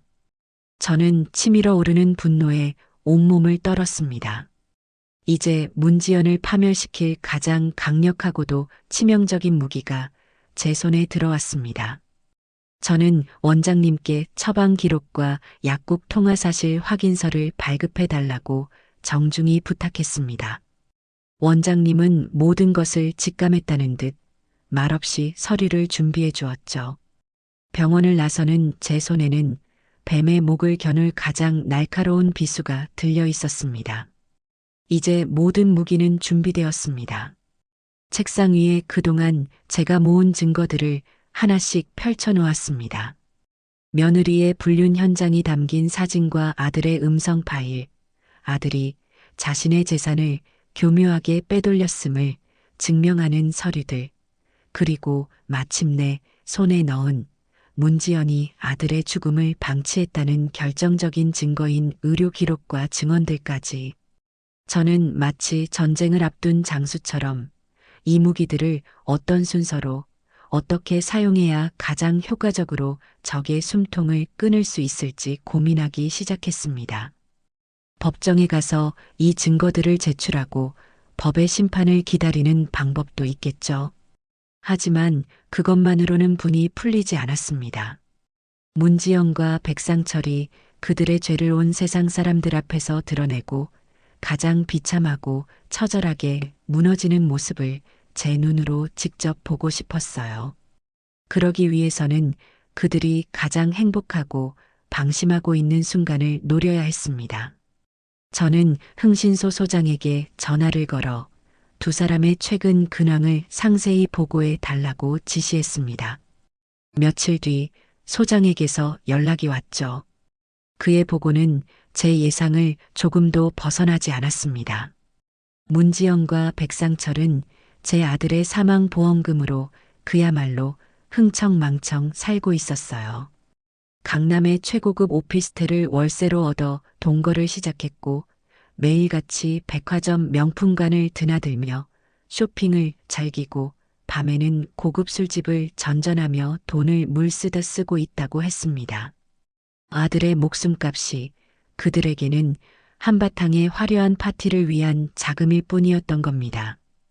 그리고 소장은 가장 결정적인 정보를 제게 건네주었습니다. 소장님, 두 사람이 곧 약혼 파티라는 걸 연다고 합니다. 강남의 한 호텔 연회장을 통째로 빌려서 지인들을 초대해 자신들의 관계를 공식적으로 알리는 자리라고 합니다. 약혼 파티. 저는 그 단어를 듣는 순간 입가에 차가운 미소가 번지는 것을 느꼈습니다. 이보다 더 완벽한 무대는 없었어요. 그들이 스스로 마련한 가장 행복하고 빛나는 무대 위에서 그들의 모든 추악한 가면을 벗겨내고 지옥으로 끌어내릴 수 있는 절호의 기회였죠. 저는 소장에게 그 파티의 날짜와 시간, 장소, 그리고 초대 손님 명단을 무슨 수를 써서라도 알아내 달라고 부탁했습니다. 돈은 얼마가 들어도 상관없다고 덧붙였죠. 며칠 후 소장은 약속대로 모든 정보를 제 손에 넣어주었습니다. 그는 호텔 직원에게 접근해 파티 준비를 돕는 이벤트 업체 직원인 척 위장하여 모든 정보를 빼냈다고 해요. 초대 손님 명단에는 그들의 유흥 친구들과 백상철에게 속아 그를 유망한 사업가로 알고 있는 허울뿐인 지인들의 이름이 적혀 있었습니다. 그리고 그 명단 끝에는 문지연의 부모님 이름도 올라와 있었죠. 저는 그 이름을 손가락으로 쓸어보며 잠시 생각에 잠겼습니다. 그래, 잘 됐구나. 당신들 딸이 어떤 아이인지 당신들 눈으로 직접 똑똑히 보게 해주어야지. 저는 명단을 보며 몇 명의 특별 손님을 더 초대하기로 마음먹었습니다. 첫 번째는 바로 흥신소 보고서에 나와 있던 백상철에게 똑같은 수법으로 사기를 당했던 또 다른 피해 여성이었습니다. 저는 소장을 통해 조심스럽게 그녀에게 연락을 취했고 자초지종을 설명하며 파티에 와서 모든 것을 폭로해 달라고 부탁했습니다. 처음에는 두려워하던 그녀도 제가 모든 것을 책임지고 도와주겠다는 약속에 결국 용기를 내주었죠. 두 번째로 초대한 손님은 제가 미리 섭외해 둔 기자들이었습니다. 물론 정식으로 초대한 것은 아니었죠. 유명 사업가와 재력가 미망인의 세기의 약혼식이라는 자극적인 제목으로 몇몇 연예부 기자들에게 익명으로 제보를 흘렸습니다. 그들은 특종 냄새를 맡고 분명히 파티장으로 몰려들 것이었습니다. 마지막으로 저는 파티의 하이라이트를 장식할 영상을 준비했습니다. 아들이 남긴 USB에 담겨 있던 모든 증거, 즉 문지영과 백상철의 불륜 사진, 아들의 고통이 담긴 음성 파일, 그리고 제가 추가로 확보한 CCTV 영상과 의료 기록까지. 이 모든 것을 한 편의 짧은 다큐멘터리처럼 편집했죠. 파티장의 대형 스크린을 통해 이 영상이 상영되는 순간 그들의 파티는 곧 그들의 심판대가 될 것이었습니다. 모든 준비를 마치고 나니 파티 날짜는 어느새 코앞으로 다가와 있었습니다. 저는 옷장 깊숙한 곳에서 몇 년 전 아들이 제 환갑 때 맞춰주었던 가장 곱고 기품 있는 한복을 꺼내 정성껏 다림질했습니다. 이것은 단순한 옷이 아니었어요. 아들의 마지막 복수를 집행하러 가는 어미의 갑옷이었습니다. 파티 전날 밤 저는 아들의 사진을 앞에 두고 조용히 술 한 잔을 올렸습니다. 용수야, 이제 내일이면 모든 것이 끝난다. 이 어미가 어떻게 저것들을 무너뜨리는지 하늘에서 똑똑히 지켜보거라. 약혼 파티가 열리는 날 하늘은 마치 제 마음을 아는 듯 잔뜩 흐려 있었습니다. 저는 아침 일찍 일어나 목욕 재개하고 어젯밤 정성껏 다려두었던 짙은 남색 한복을 꺼내 입었습니다. 슬픔과 분노를 상징하는 검은색이 아닌 차갑고도 깊은 결의를 상징하는 색이었죠. 머리를 단정하게 빗어 올리고 옅은 화장까지 마치고 거울 앞에 서니 그곳에는 더 이상 자식을 잃고 슬픔에 잠겨 있던 늙은 어미는 없었습니다. 차갑게 빛나는 눈과 굳게 담은 입술을 가진 복수의 화신만이 서 있을 뿐이었죠. 저는 마지막으로 아들의 사진을 가슴에 한번 품었다가 조용히 집을 나섰습니다. 약속된 시간이 가까워지자 호텔 로비는 화려하게 차려입은 사람들로 북적이기 시작했습니다. 저는 로비 한쪽 구석에 조용히 서서 파티장으로 들어가는 사람들의 얼굴을 하나하나 지켜보았죠. 잠시 후 오늘의 주인공인 문지연과 백상철이 모습을 드러냈습니다. 문지연은 어깨가 훤히 드러나는 순백의 드레스를 입고 있었고 백상철은 그런 그녀의 허리를 감싼 채 의기양양한 표정으로 사람들의 인사를 받고 있었죠. 제 아들의 목숨값으로 치장한 그들의 모습은 역겨움을 넘어 신성모독처럼 느껴졌습니다. 저는 그들을 노려보며 오늘 저들의 웃음이 어떻게 비명으로 바뀌게 될지 조용히 상상했습니다. 파티가 시작되고 연회장 안에서 흥겨운 음악 소리와 사람들의 웃음소리가 흘러나왔습니다. 저는 약속했던 시간이 되기를 기다렸다가 천천히 연회장을 향해 걸어갔습니다. 육중한 문 앞에 선 2명의 직원이 저를 막아섰죠. 초대받지 않은 분은 입장이 불가합니다. 저는 아무 말 없이 미리 준비해 온 문지연의 부모님 이름이 적힌 초대장을 보여주었습니다. 그들의 부모님은 오지 않을 것이라는 것을 저는 이미 알고 있었거든요. 초대장을 확인한 직원들은 잠시 고개를 갸웃거리더니 이내 길을 비켜주었습니다. 쿵, 쿵, 쿵. 제 심장 소리가 음악 소리를 뚫고 들리는 듯 했습니다. 마침내 제가 연회장의 문을 활짝 열고 안으로 들어서는 순간 시끄럽던 장내의 모든 소음이 거짓말처럼 멎었습니다. 단상 위에서 샴페인 잔을 들고 사랑을 맹세하려던 문지연과 백상철의 얼굴이 저를 발견하고는 그대로 굳어버렸죠. 순백의 드레스를 입은 문지연의 얼굴은 그야말로 새하얗게 질려 있었습니다. 연회장에 모인 수십 명의 사람들이 모두 웬 노인이지?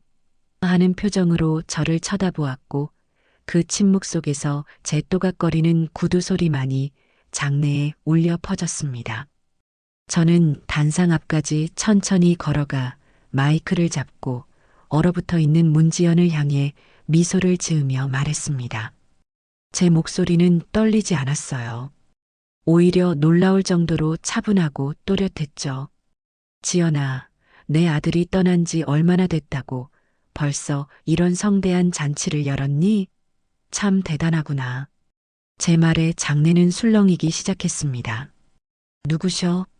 그러게 용수 씨 어머님 아니야? 하는 수군거림이 곳곳에서 터져나왔죠. 문지연은 그제야 정신을 차린 듯 저를 향해 어머님 여긴 어떻게 하며 말을 더듬었습니다. 백상철은 상황 파악이 안 되는지 굳은 얼굴로 저와 문지연을 번갈아 쳐다볼 뿐이었죠. 저는 그녀의 말을 가볍게 무시하고 하객들을 향해 몸을 돌렸습니다. 그리고는 미리 신호를 약속했던 영상 기술자를 향해 고개를 까딱했죠. 그 순간 단상 뒤에 설치된 거대한 스크린이 환하게 빛을 발하며 모든 하객들의 시선이 그곳으로 쏠렸습니다. 첫 화면은 다정한 연인처럼 보이는 문지연과 백상철의 사진이었습니다. 하지만 사진 밑에는 제 아들 용수가 살아있던 날짜가 선명하게 찍혀 있었죠. 레스토랑에서, 백화점에서, 호텔 앞에서 찍은 수십 장의 사진들이 파노라마처럼 스크린을 채워나갔습니다. 장내의 술렁임은 경악에 가까운 탄성으로 바뀌었습니다.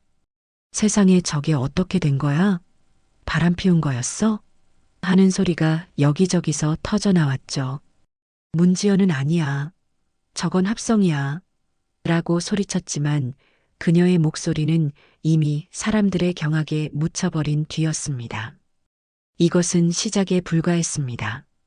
이제 곧 이 화려한 파티는 그들의 죄를 고발하는 가장 잔인한 법정이 될 것이었습니다. 저는 스크린을 바라보며 다음 장면을 기다렸습니다. 스크린에 떠오른 사진들은 시작에 불과했습니다. 하객들이 충격에 빠져 웅성거리는 사이 저는 마이크를 다시 고쳐 잡았죠. 여러분, 눈으로 보는 것만으로는 부족하시겠지요. 그렇다면 이제 제 아들의 목소리를 직접 한번 들어보시겠어요? 제 말이 끝나기가 무섭게 연회장의 최고급 스피커를 통해 한 남자의 슬픔에 잠긴 목소리가 울려 퍼지기 시작했습니다. 바로 제 아들 용수의 목소리였습니다. 오늘 녹음을 시작한다. 증거를 남기기 위해서다. 문지연이 내 아내가 다른 남자를 만나고 있는 것 같다.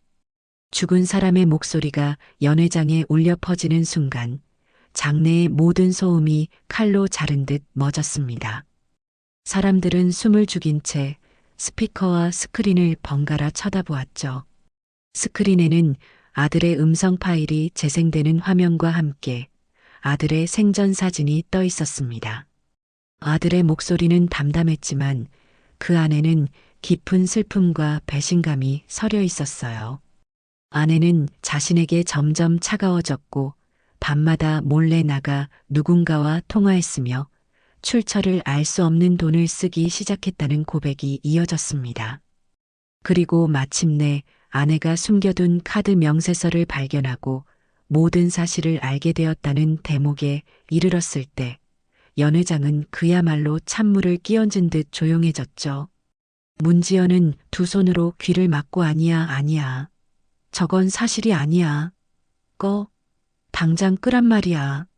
라고 미친 사람처럼 소리쳤습니다.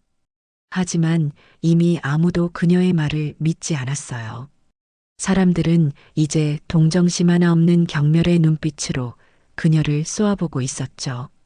특히 하객들 사이에 앉아있던 제가 미리 파악해둔 그녀의 몇몇 친구들은 차마 고개를 들지 못하고 있었습니다.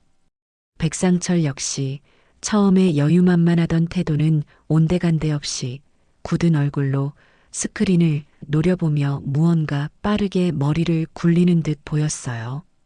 그는 이 상황을 어떻게 빠져나갈지 계산하고 있었겠죠.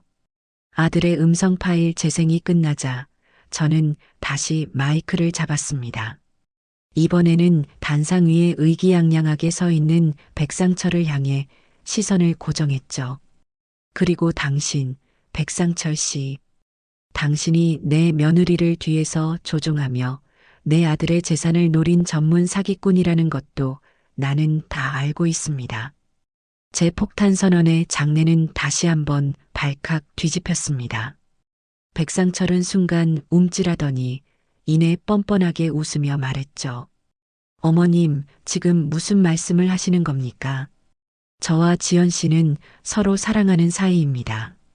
아드님 일은 안타깝지만 없는 말을 지어내서 사람을 모함하시면 안 되죠. 그의 뻔뻔한 태도에 실소가 터져 나왔습니다. 사랑이라고? 그 더러운 입으로 사랑이라는 말을 담는구나. 저는 그를 비웃어주며 다음 카드를 꺼내 들었습니다. 여러분, 이 두 사람이 이렇게 성대한 약혼식을 열 수 있었던 건 바로 제 아들의 목숨값인 사망보험금 덕분이었습니다. 하지만 그것이 전부인 줄 알았겠죠. 안타깝게도 당신들이 그토록 원하던 내 아들의 진짜 재산은 단 한 푼도 당신들 손에 들어가지 않을 겁니다. 저는 잠시 말을 멈추고 백상철의 얼굴을 쳐다보았습니다.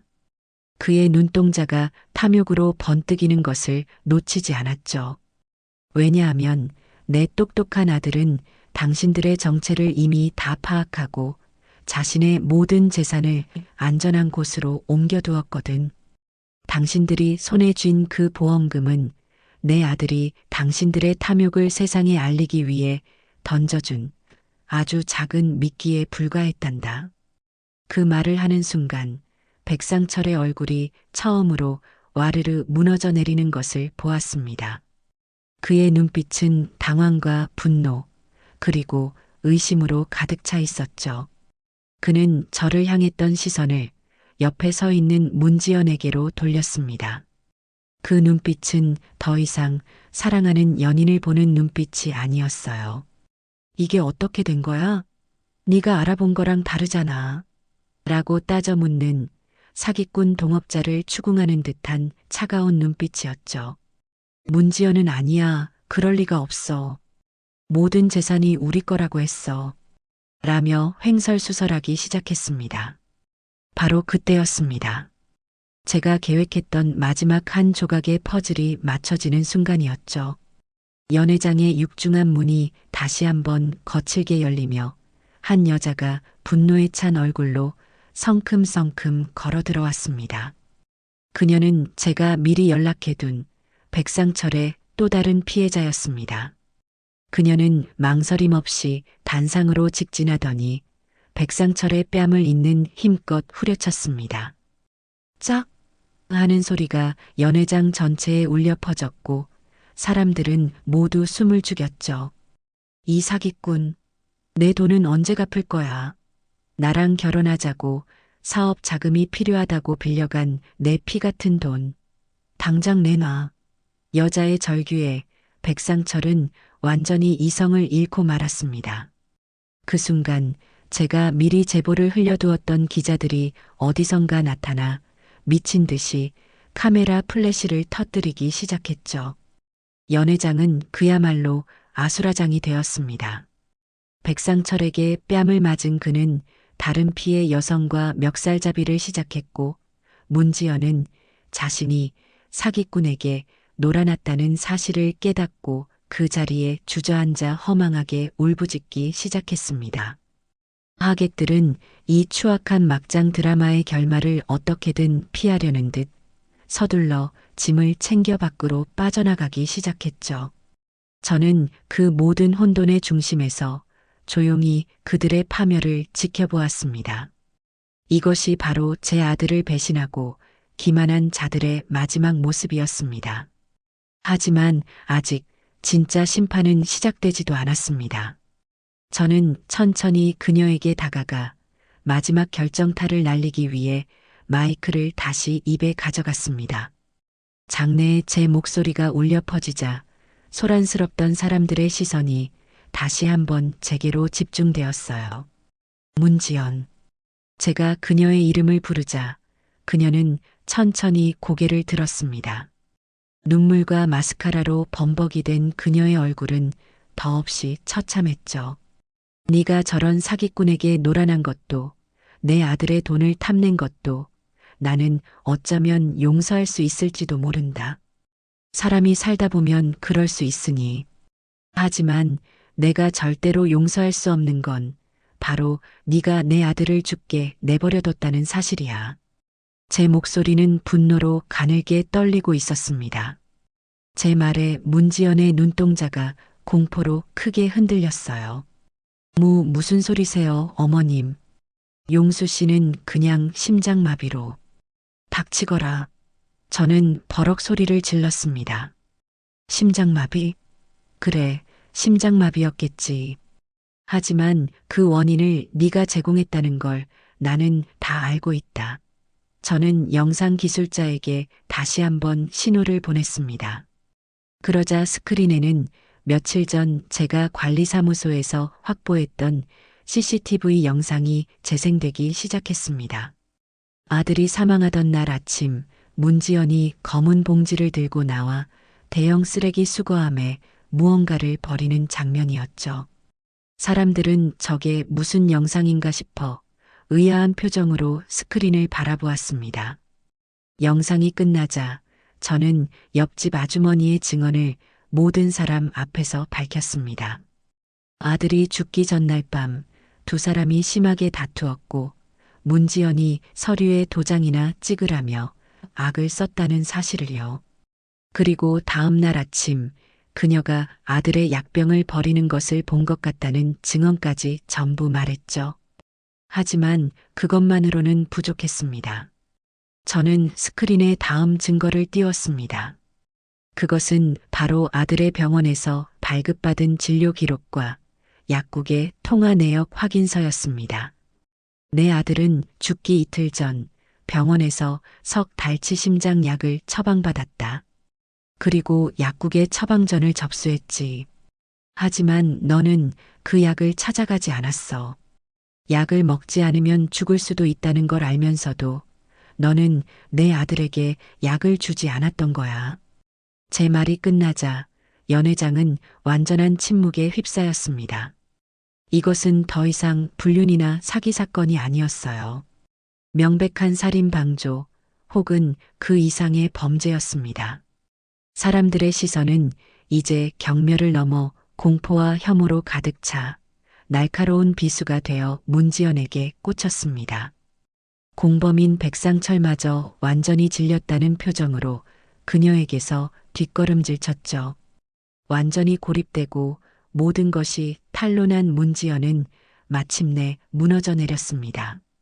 그녀는 갑자기 머리를 쥐어뜯으며 비명을 지르기 시작했어요. 그것은 뉘우침의 절규가 아니었습니다. 모든 것이 틀어져 버린 것에 대한 분노와 자기 연민으로 가득 찬 추악한 발악이었죠. 그래, 내가 그랬어. 내가 약을 일부러 찾아오지 않았어. 그래서 뭐, 그 인간이랑 사는 게 얼마나 지긋지긋했는지 당신들이 알아? 그녀는 갑자기 벌떡 일어나 손가락질하며 주변 사람들에게 악을 썼습니다. 매일 약봉지를 달고 사는 남자랑 평생을 살아야 한다고 생각해봐. 돈이라도 많으면 모르겠는데 그것도 아니잖아. 내 청춘, 내 인생, 그 인간 때문에 다 망쳤다고. 백상철 씨는 나를 이 지옥에서 꺼내줄 왕자님이었는데 다 당신들 때문이야.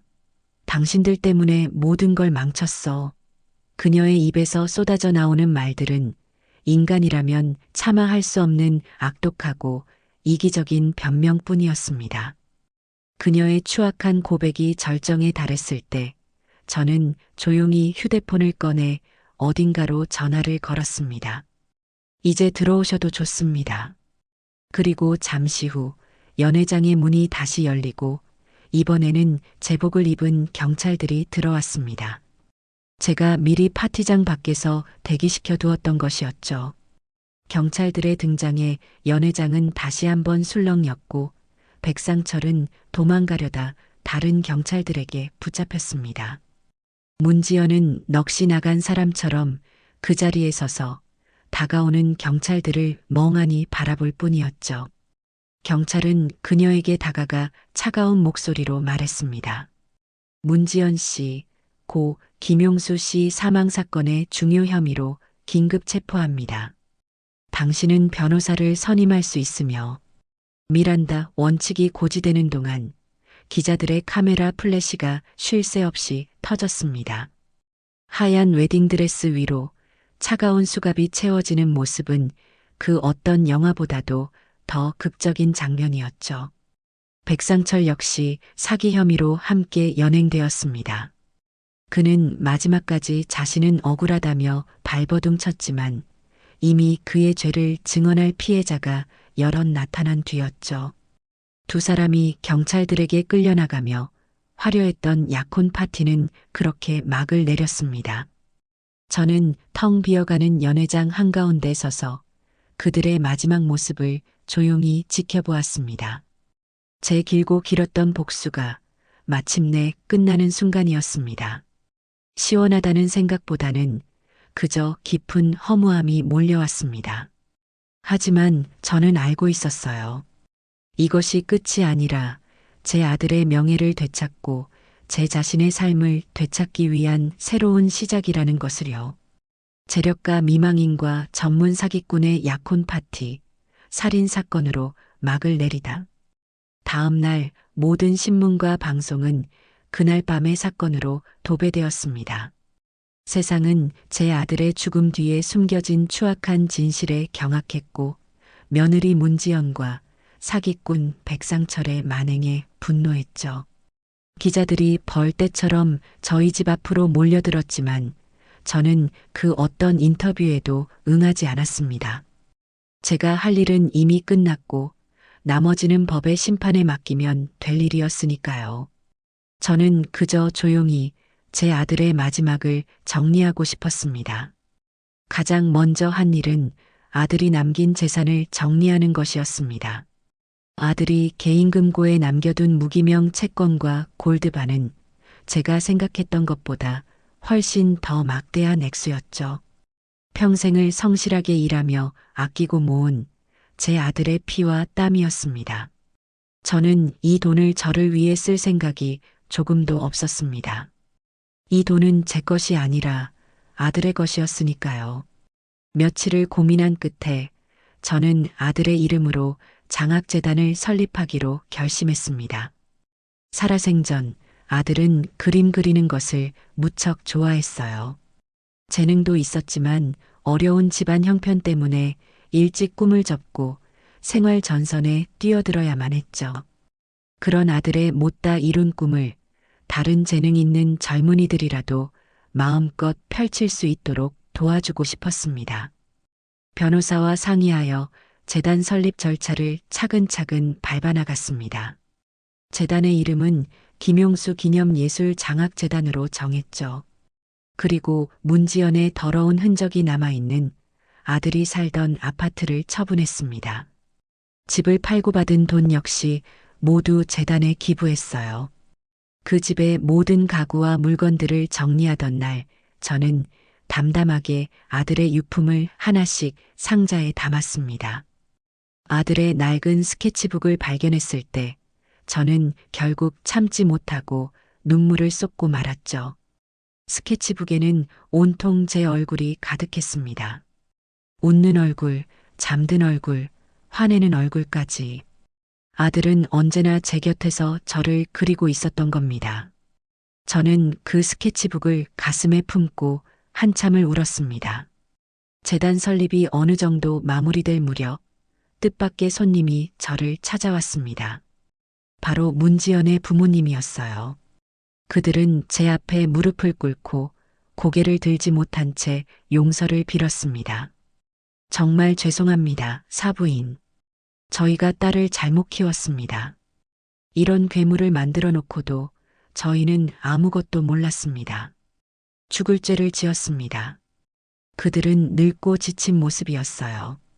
딸의 죄는 부모의 죄라며 자신들의 남은 재산을 모두 처분해 제게 주겠다고 했습니다. 저는 조용히 그들을 일으켜 세웠습니다. 일어나세요. 두 분이 제게 무릎 꿇을 일은 아닙니다. 제 목소리는 놀라울 정도로 차분했죠. 그리고 그 돈은 필요 없습니다. 저는 돈 때문에 이러는 것이 아니니까요. 문지연의 부모님은 어쩔 줄 몰라 하며 저를 바라보았습니다. 저는 그들의 눈을 똑바로 보며 말했죠. 제가 원하는 것은 단 하나, 당신들 딸이 자신의 죄에 대한 정당한 대가를 치르는 것뿐입니다. 그러니 제게 용서를 구하지 마세요. 용서는 제가 아니라 제 아들에게 빌어야 할 것이고 죄의 대가는 법정에서 치르게 될 겁니다. 저는 그들을 미워하지도 동정하지도 않았습니다. 그저 모든 것이 제자리로 돌아가기를 바랄 뿐이었죠. 그들은 더 이상 아무 말도 하지 못하고 깊이 고개를 숙인 채 돌아갔습니다. 그들의 쓸쓸한 뒷모습을 보며 저는 이 길고 잔인했던 복수극이 정말로 끝나가고 있음을 실감했습니다.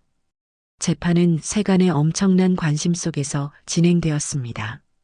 문지연은 마지막까지 심신미약을 주장하며 형량을 줄여보려 애썼지만 제가 제출한 모든 증거 앞에서 그녀의 거짓말은 통하지 않았죠.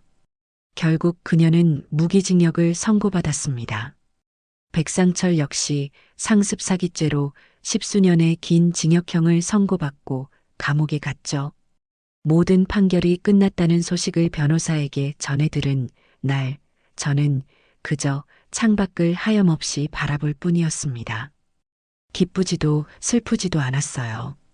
그저 커다란 폭풍우가 지나간 뒤의 고요함만이 제 마음을 채우고 있었습니다. 그렇게 모든 폭풍이 지나가고 계절이 두어 번 바뀌었습니다. 제 삶은 느리지만 조금씩 제자리를 찾아가기 시작했죠. 아침에 일어나면 더 이상 분노나 슬픔으로 가슴을 치는 대신 창문으로 들어오는 햇살을 바라보며 오늘 할 일을 생각하게 되었습니다. 제게는 이제 새로운 일이 생겼거든요. 바로 아들의 이름으로 세운 장학재단을 돌보는 일이었습니다. 어느 맑은 가을날 재단에서 후원하는 첫 번째 신진 작가 전시회가 작은 갤러리에서 열렸습니다. 저는 개관식에 참석하기 위해 오랜만에 외출 준비를 했죠. 곱게 한복을 차려입고 갤러리에 들어서자 젊은 작가들의 풋풋하고 열정 넘치는 작품들이 저를 맞아주었습니다. 서툰 부분도 있었지만 저마다의 꿈과 희망이 담긴 그림들을 보고 있으니 저도 모르게 마음이 따뜻해졌습니다. 한 젊은 작가가 제게 다가와 수줍게 인사를 건넸어요. 이사장님, 정말 감사합니다. 이사장님과 김용수 작가님의 도움이 아니었다면 저는 평생 이런 기회를 얻지 못했을 거예요. 그 청년은 제 아들을 작가님이라고 불렀습니다. 그 말을 듣는 순간 제 가슴 속에서 무언가 뜨거운 것이 울컥 차오르는 것을 느꼈죠.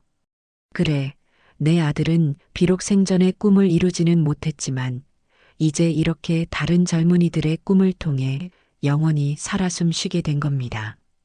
전시회를 둘러보고 나오는 길, 저는 꽃집에 들러 아들이 가장 좋아했던 하얀 국화한 다발을 샀습니다. 그리고는 곧장 아들이 잠들어 있는 추모공원으로 향했죠. 가을 햇살을 받아 반짝이는 아들의 비석 앞에 서니 이제는 더 이상 눈물이 나지 않았습니다. 저는 비석을 깨끗하게 닦고 가져온 국화를 꽂아주며 아들에게 조용히 말을 건넸어요. 용수야, 엄마 왔다. 오늘 네 이름으로 열린 첫 번째 전시회에 다녀오는 길이야. 네 후배들이 아주 멋진 그림들을 많이 그렸더라. 하늘에서 보고 있었니? 네가 있었으면 얼마나 좋아했을까.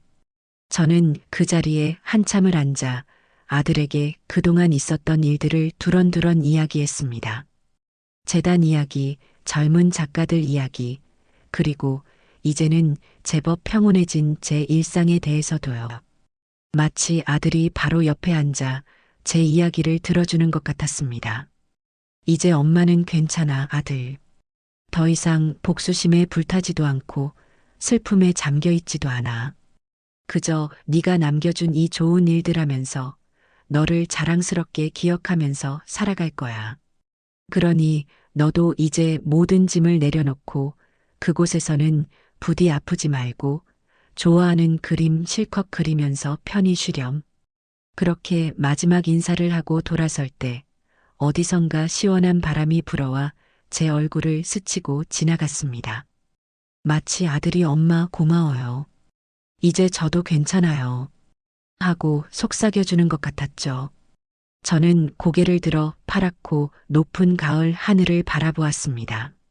불타는 복수심은 사라지고 이제는 마음속에 잔잔한 평화가 강물처럼 흘렀습니다. 아들의 명예를 되찾고 그 뜻을 세상에 아름답게 남겨주었으니 이제 저도 제게 남겨진 인생을 씩씩하게 살아갈 차례였죠. 물론 제 아들 용수를 가슴 가장 깊은 곳에 품고서 말이죠.